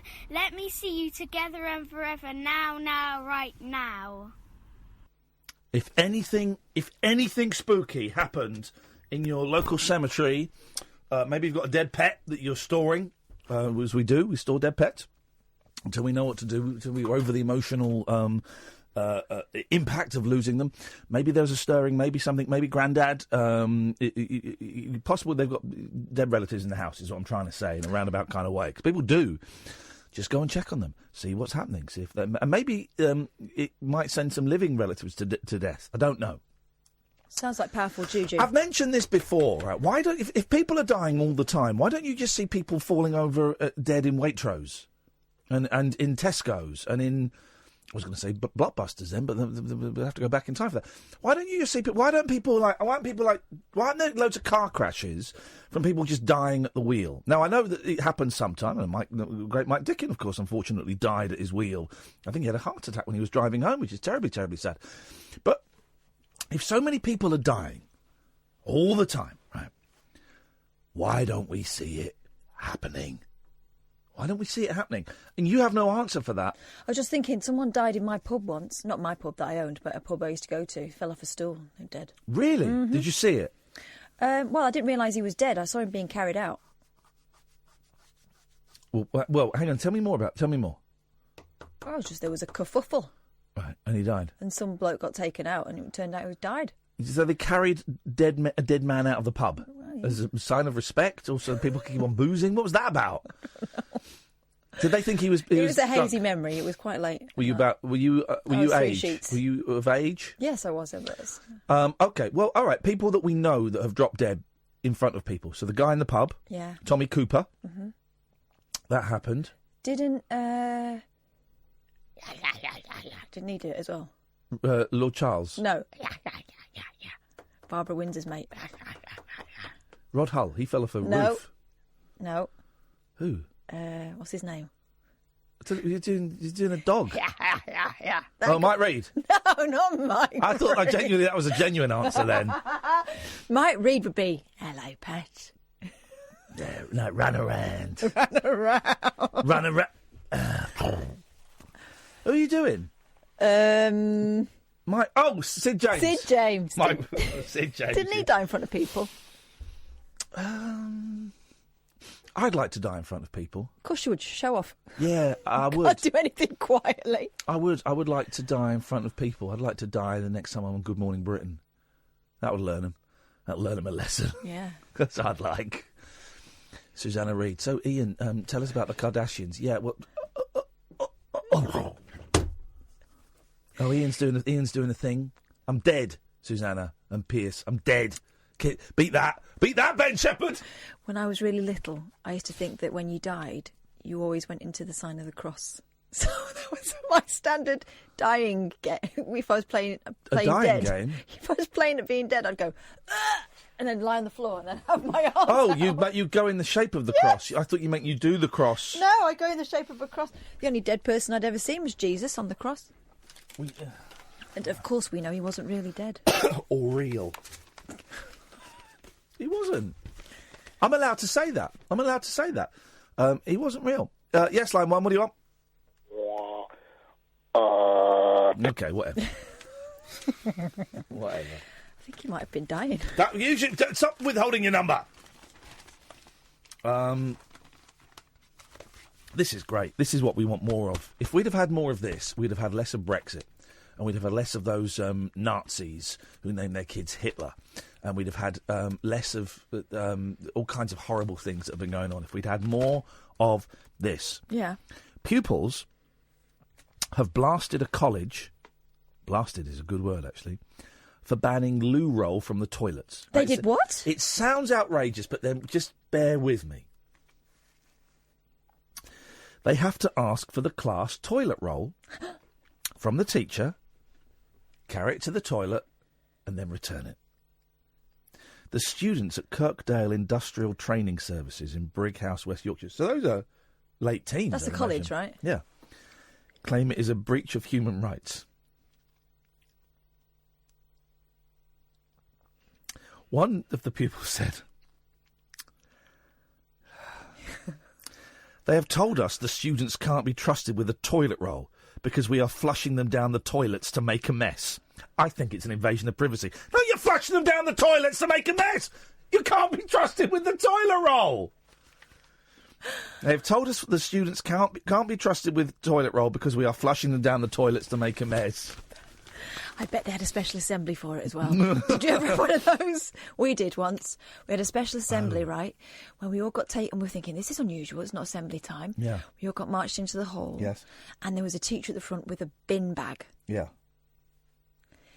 And the reason we were brought in was because they had to have a very stern word with us. Uh-oh. Because one of us, Yeah. and they believed it was one person, Yep. had done something unspeakable in the loo. someone, and they brought the thing out of the bag, right? Someone Where's this going? had put a hairbrush down the loo, Okay. which makes me think a kid had dropped a hairbrush and then not retrieved it, right? Yeah. I don't think it was one person. It seems like a crazy thing to do on purpose, right? Yeah. Pooed on it. And then put paper on top of it. Oh. And they decided that they were going to put this into the public domain. They pulled and it shame out? us. They pulled it out and showed us this Poo shamed hairbrush. you, and it had poo on it. Not poo, but it was covered in like old paper and stuff. But what I think now as an adult, I'm thinking, no, probably what happened was someone dropped their brush down there. The next person who went in didn't notice it down there and just did the business and then panicked and left it. Someone did a poo in the urinals once.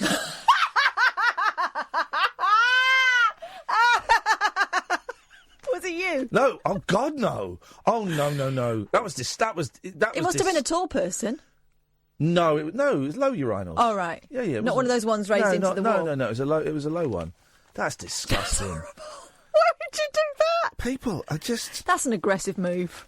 People are just horrible, aren't they? I mean, where are the callers, Sam? Rack the calls up. Come on, you lazy calling gets.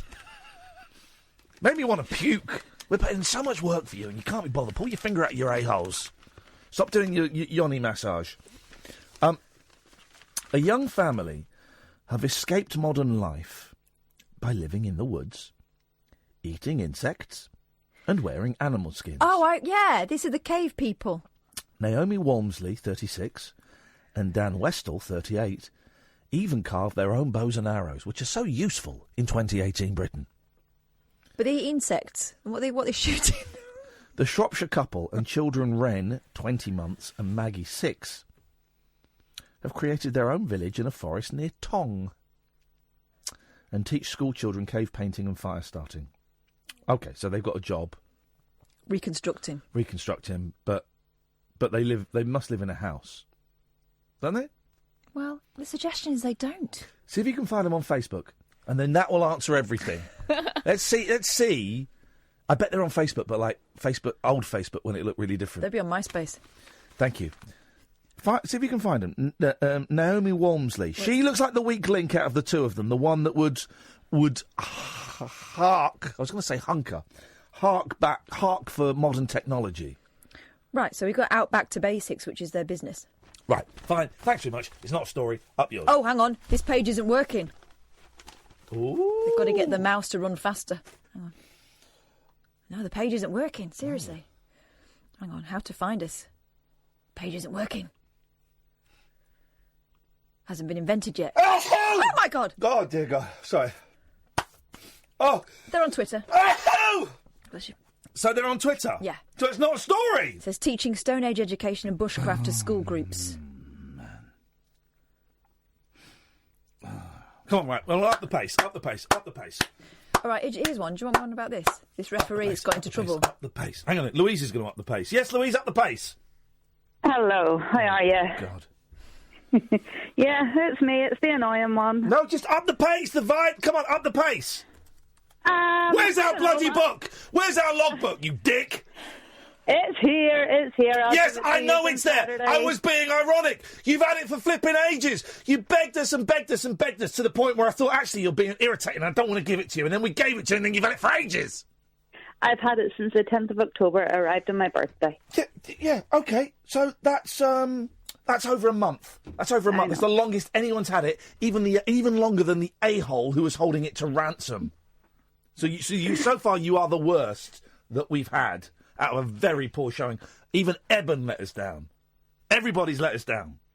I'll hold my hands up to that. Yeah, I am the worst. Okay, well, just there you go. Just I know you're laughing. I ain't laughing. I know it's not a laugh. It's a nervous laugh. Good, as it should be, because you were begging for I know. flipping ages. I'm getting rid of the logbooks. When they come back in, I'm burning them. That's what I'm doing, Louise, and it's your fault. When the logbook comes in from Louise and the logbook comes in from the American child, we're going to burn them. No. We're going to burn them. We're not going to read them. Not that poor American child. It's not her fault. We don't even know. It's not Isabel's Shut fault. up! We don't even know if she's a real person. A human being could be a robot. You spoke to her, didn't you? Look, yeah, they've got that technology now where you can speak. Hey, Siri. Do robot children exist?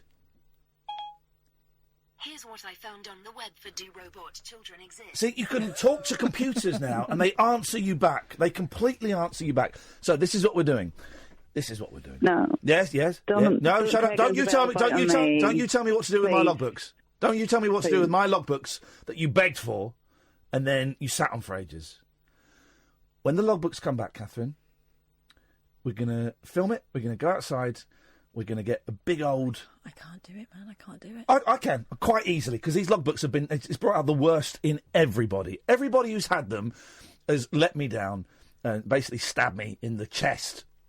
So I'm going to burn them. I've been filling them in. I've been filling them in. Oh, that's something. You should have been sending it back 3 weeks and 3 days ago. You're supposed to have it for like 5, 6, 7 days tops.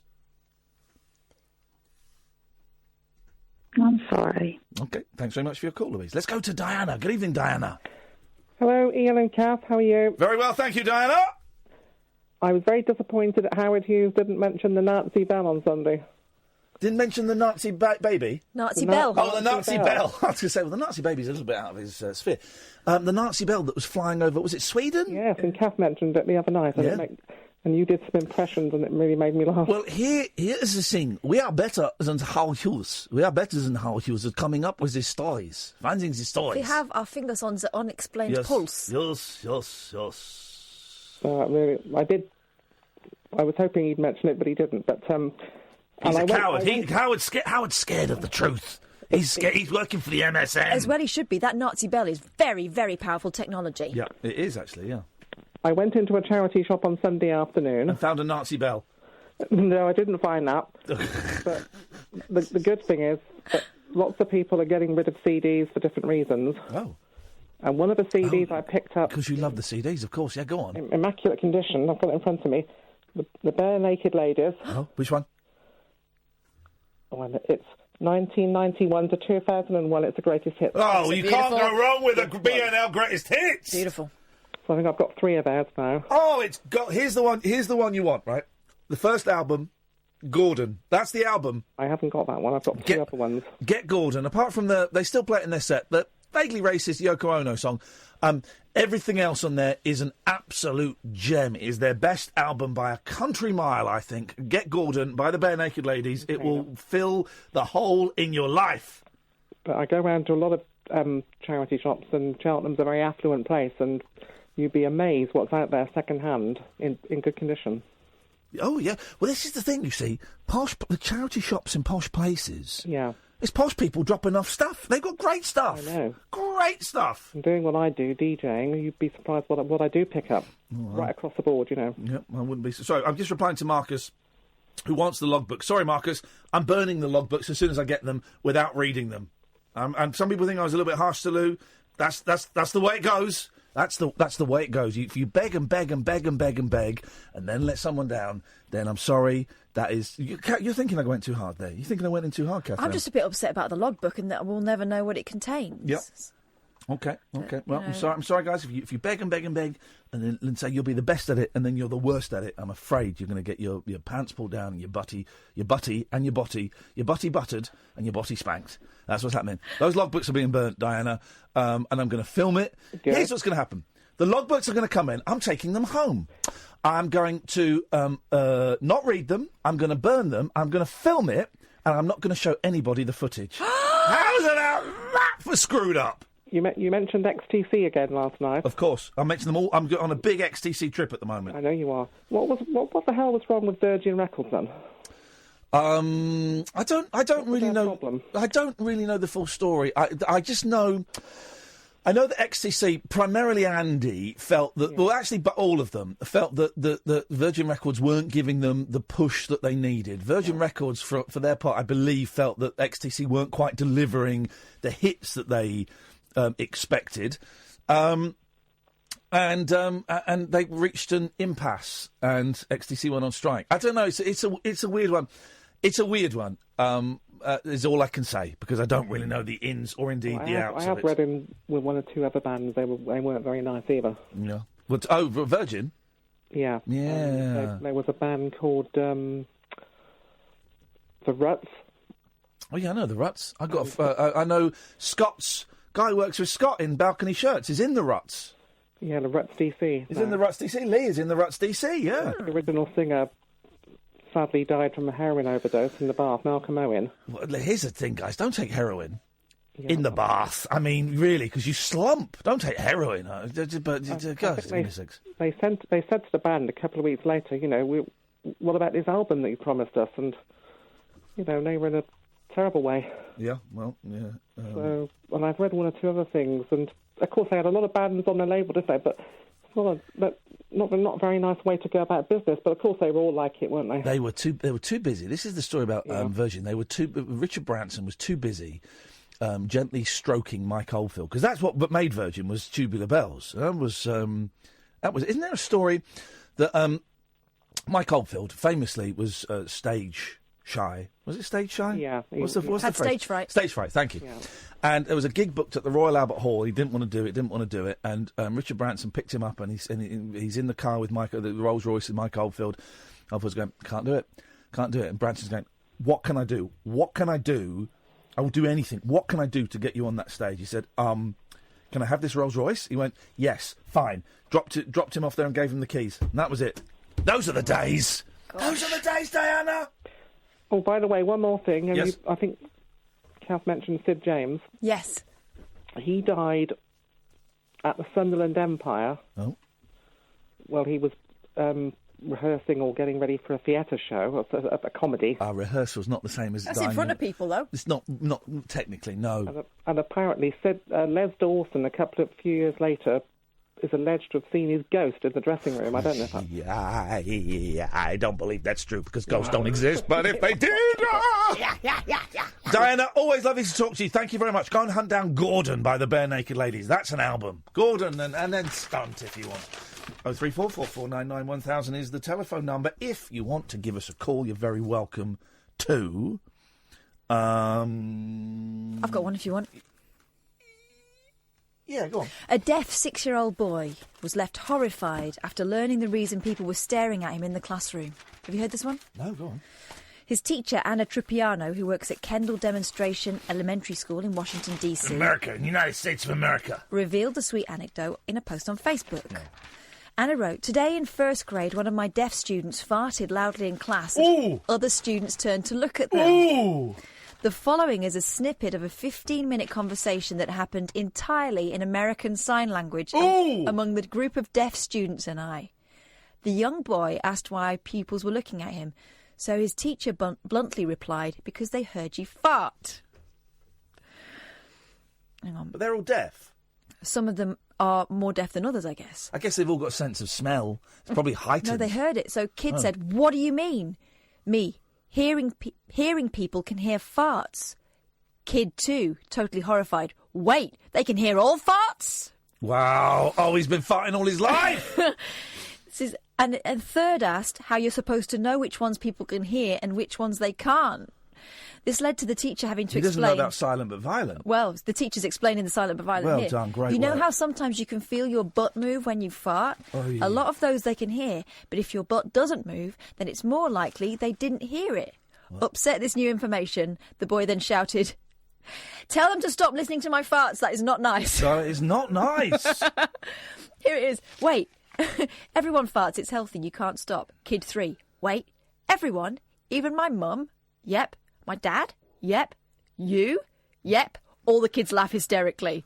"So you can hear and smell all the farts?" Me, "Some of the farts, yes. Not all of them." "Can hearing people see farts?"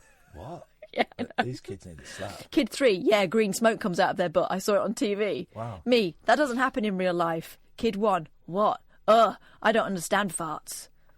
And the teacher says, "I went to college for 8 years to have these conversations." Wow.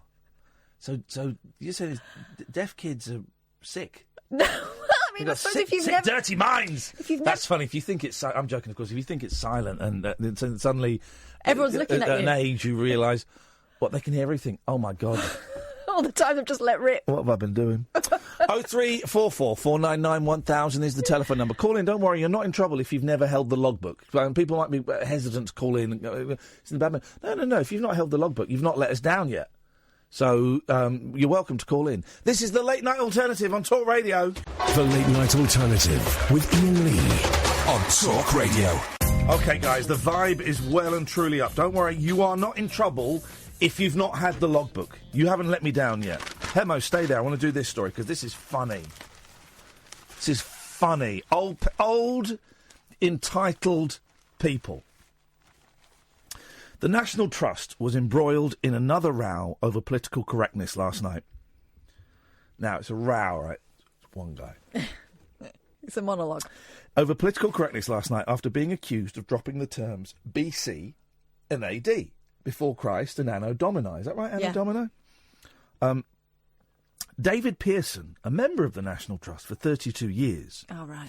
And therefore he owns it. ...told how his visit to an historic house had been ruined. My God, really? Ruined by the omission. Ruined. A timeline at Avebury Manor in Wiltshire used BCE, before Common Era, and CE, Common Era, instead of before Christ and Anno Domini, the year of our Lord. Mr. Pearson, 63, of Haworth, West Yorkshire, said the politically correct term spoiled the visit for him and his wife, Elaine, 56. It spoiled the visit. BC and AD taken off, spoiled the visit. I bet I know what spoiled the visit for Elaine. Yes, man! The important thing is, do you know when stuff happened? Work it out. I had to ask what they meant. No, you didn't. I'm educated to master's standard in history, so I'm not a numbskull, said the retired banking consultant. I was told they use those terms so as not to offend non-Christians. A member of staff said they had an awful lot of complaints about using them. I bet they'd had no complaints apart from you, Miss Will Git. And then that's okay. Then they go on about the other things they've had trouble with. Dr. Michael Nazir Ali, former Bishop of Rochester, said they're using... I mean, it's a silly thing if that's what they're doing. I bet there's a little bit more to in that. Said using BCE and CE amounts to the dumbing down of the Christian basis of our culture, language and history. Well... OK. But is it dumbing down or is it opening up? A National Trust... Well, I think it's silly. But what's the surprise? There is more to it than that. A National Trust spokesman insisted our editorial style is to use AD and BC. He said the charity will look into the use of BCE and see at Avebury Manor and on some of its website pages. So the National Trust is going, well, it's one place. I don't really know what's going on. We'll look into it. But no, it's not our policy. And this miserable old git is going, his trip was ruined. No. But I love the fact that they say, I've been paying for membership for 35 years, which makes them more entitled than anyone else. It's good, the National Trust. I love it. And my ex-wife... You can buy like a lifetime's membership, and so when she was like 5, she got a lifetime membership, which she can still use. Well, that's going to cost a bomb. It's a lot of money, but I think my in-laws, I think they've bought lifetime memberships of both the boys. Gosh, it's a great. few grand. It's a few grand, and they got it's a lot to shell out, but it's for life. We go anywhere for life. We've in the past, when we were trying to make more of our weekends, because we realised that you work all week as parents, and then you're shattered all weekend, and if you're not careful, you just sit around the house all weekend, and you think I've achieved nothing. So, in an attempt to get ourselves out of the house, we alternated. One year we bought National Heritage. English Heritage membership, I think, and then the year after it was National Trust, and it was good to mix it up actually because you kind of use up all the places near you, and then National Trust at least it's sort of different places. And I think each one was about £70, but that was for 4 people to be able to get in somewhere for nothing. You can park for nothing, entitled to other things. Great. It was fantastic. Stuff is great. We saw loads, and the kids love it. Horrible Histories, you see, has opened up that whole thing. It's not. When I was a kid, we used to get taken to stately homes. It was just walking through sort of musty corridors, looking at big old pictures of people you didn't really know what they were for. But Horrible Histories, the kids love it. Their imagination runs wild when we go to these places. Yeah. Let's go to Hemo. Good evening, Hemo. Hello. I like stately homes. I think they're quite funky. I like. Well, but you're an old man, Hemo. I'm not. Yes, you are. No, I'm not. Yes, you are. I'm a young man. Well, I tell you what. Why don't you tell us the age, and we'll be the judge of that. It begins with a 3. Well, you're an old man. Stop. Unless that's it. Unless it's only that number, you're an old man. What? Don't say that. Mate, you're in your 30s. You're old. Yeah, 31. Old. Wow. Yeah. I've never. No one else has ever said that. It's the kind. Stately homes are exactly what the 31-year-olds Oh, are God, digging. they love it, don't they? They love it, old boy. And then they'll have a scone at lunchtime and think it's a treat. Yeah, jam first or cream first. I think you're supposed to put cream on first. I just put half and half and mush it together. God, going out with you would ruin my day. I put a scone in my mouth, and then I open my mouth, and I have someone cream into it, and then some jam deposited. Brilliant. Hemo, why have you called in? I'm enjoying the vibe. We're getting a strong vibe from you, which is great. First of all, I first called in because you were talking about farts.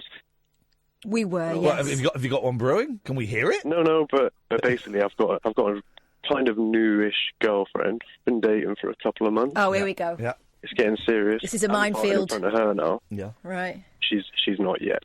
She's not yet released. So you have, of course, he has, and she had, and you've done it loud and proud. Oh, full smells everything, a whole lot. Part of the reason I think my marriage failed was because I couldn't even go do a poo on the same floor of the house. If my wife was, I had to go to a different floor of the house and shut the living room door, then go upstairs and then shut the bathroom door. I couldn't. So I've never farted in front of her. So I guess I should be flattered that when I walk in here, sometimes it's like walking through a butcher's curtain. Oh, don't do another one. Never since I was a kid. My mum sort of had a rule. I don't know whether someone had an accident once or something, but it was just don't lock the door if you're in the bathroom. I never did. Oh, I'm a big bathroom door locker. Yeah, I'm in and out. I'm really quick. I don't go until I really need to go. Oh, I don't do that thing. My dad used to be in there for ages. Yeah, take the newspaper in there, and now I realise, of course, he was just going there for some peace and stuff. But no, I just drop and wipe, and I'm out. Yeah. 30 seconds tops. Can we try and raise the intellectual level a little bit? So Actually, I think this is what else I've got. Well, hang on. Before we raise the intellectual level, I think it's an interesting thing. You know, it's a measure of a relationship, isn't it? As to whereabouts you are in that kind of has she farted in front of you moment. Can I tell you what she did to me today? Hang on, can I stop the clock? Well done, Tracy Fawcett, who's tweeted in. A little bit of research, Tracy. Tracy knows her onions. And she's got a picture of a lady from the olden days as her avatar. I've seen Tracy post a few times. This is great. This National Trust story makes me so angry.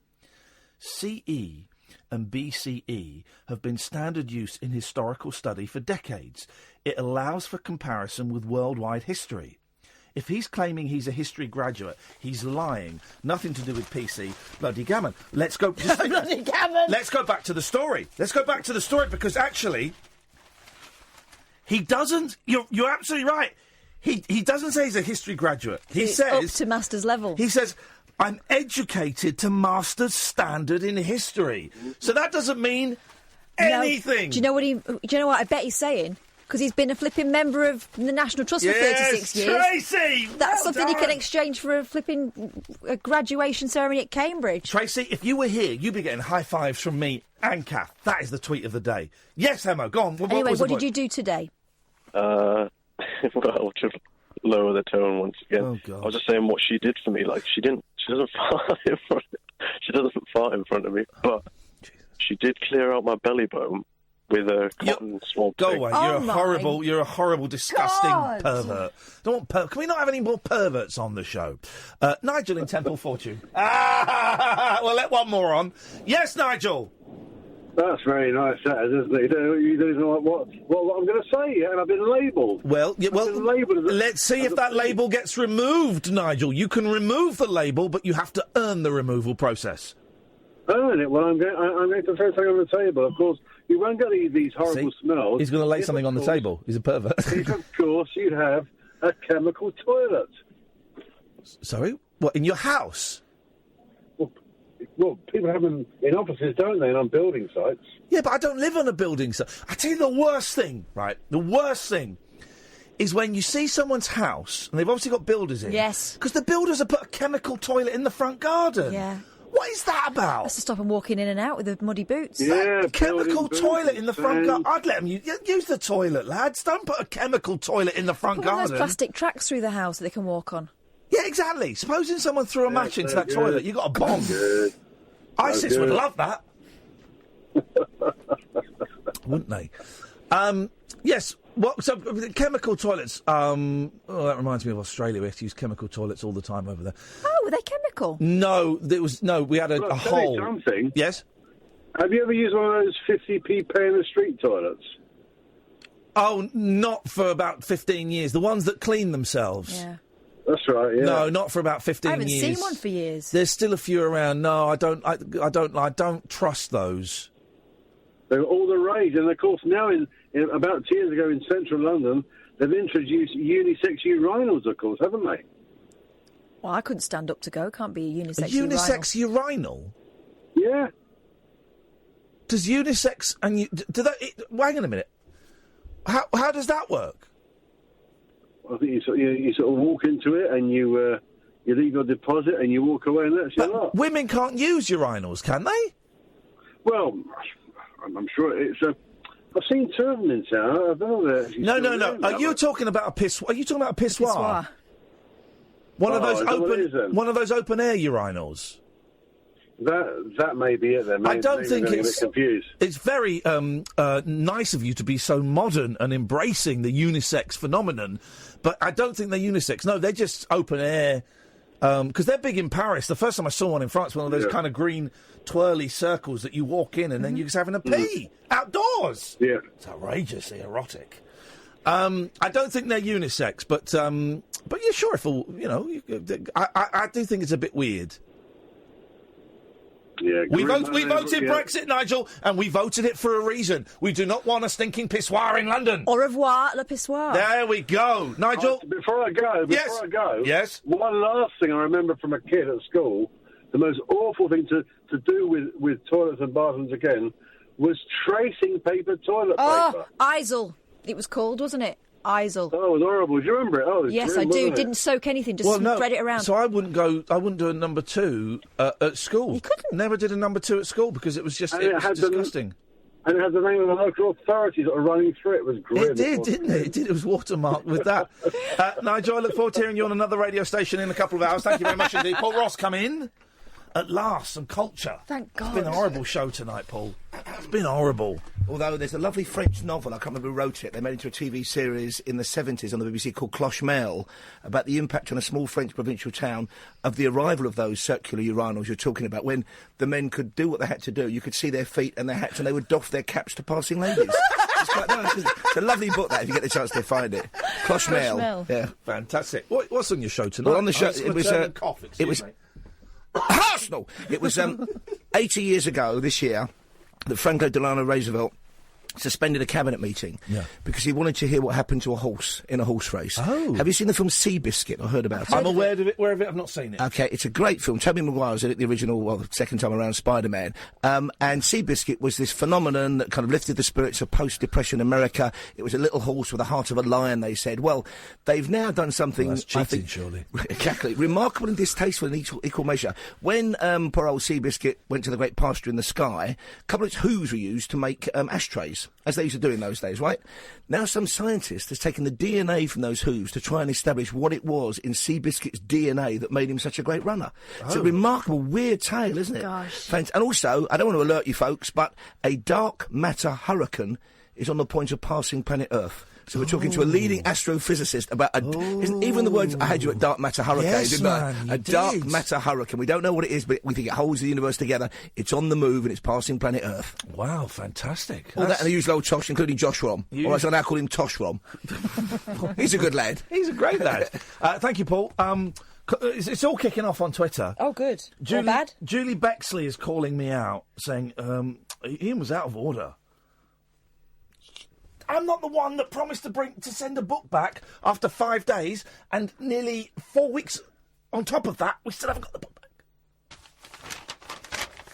Is this the logbook? Oh, can everyone just stop talking about the logbook? That was a great... Whatever happened to that logbook idea or notion of yours? Well, one is with a kid in America, and one is with someone who's had it for over 4 weeks, who was begging and begging and begging. That's a big log. That's a big old log. Hey, listen, I'm not... listen, we're all cool, and Get lost, Julie, actually. You don't understand the theatre of the show. Get stuff. I'm going to get the logbook and I'm going to put it where the sun don't shine. Don't get the theatre of the show. Get lost. Put it in Croydon in November. Where the sun don't shine. I'll clean that one up for you, Kath. Thank you. That saved you an Ofcom. Beautiful. Thank you very much indeed. Well, I guess, you're tidying up. We've still got 2 minutes to fill. Oh, Paul Ross is here now. Might as well crack on. No, but the thing is, he's not contractually obliged to crack on. I'll tell you who we have got on the show, though, I'm looking forward to hearing from, is, do you ever watch the MASH report? It kind of goes up and down. Oh, yeah. It's on BBC Two on a Friday night now. We've got Stephen Allen from it. Ah. He's the bald-headed I know. Yes, newsreader. Very good. He's like kind of Chevy Chase used to deliver, they said, the driest line dryly. He's very good at that, I think. So Steve's coming in, talk through the news with us. And he's good. I like him. He's good. Yeah, he's very good, yeah. I like him. OK, well, now we've got a minute and a half. Did you know his to fill? character's got that character's got a name, which I didn't know? Oh, yeah. It's a great news name. Bit American for me. He's called Tom Logan. OK. It's quite a good newsy name. Well, someone just sent me a screenshot of, it looked like an American racing commentator whose name was Willie Stroker. No. Yeah. Please. That's perfect. Which is great. Although I miss the time when our newscasters had like 3-syllable surnames. Gordon Honeycomb, Reginald Bosanquet. They were great names. I don't they? remember. I'm aware of Reginald Bosanquet. I'm too young to remember, but Gordon Honeycomb. That was a great old. He was the original guy recruited, wasn't he, by David Frost when TVAM first started? Yeah, big King of bald News. guy. Yeah. Also an expert on dark and hideous crime. He wrote a great history of the Black Museum at Scotland Yard. One of the few non-coppers allowed into it in the 1960s. Yeah. So, have you been around the Black Museum? Have I been to there? Yeah, my wife's been there. Yeah. Oh, it's fantastic, fascinating. Yeah, I'd love to have a. Is it still there? Did they move it? I think they've moved it, but they got. Yeah, I mean, I think you can also. It's not the same. You can do the tour online, I think, but there's still stuff they don't show you. Exactly. Right, listen, we're done now. We filled. Talking of dark matter. Thank you for filling for us. My voice is going, man. Are you struggling with this aircon at the end of your show? No, because I warm it up. When I come in here, it's as cold as Julia Hartley Brewer's heart, because you have it that frigid. But by the end of the show, it's normal temperature, with all respect to her. Maybe that's it. Paul Ross will be up at 1. We are done for tonight. Thank you, Sam. Thank you, Catherine. Don't forget there are podcasts aplenty. I think we've got like 8 tickets left for the show in Bath on Saturday. If you want to come, go to my website, iainlee.com, and you will find all the details there. Paul Ross is up after the news at 1.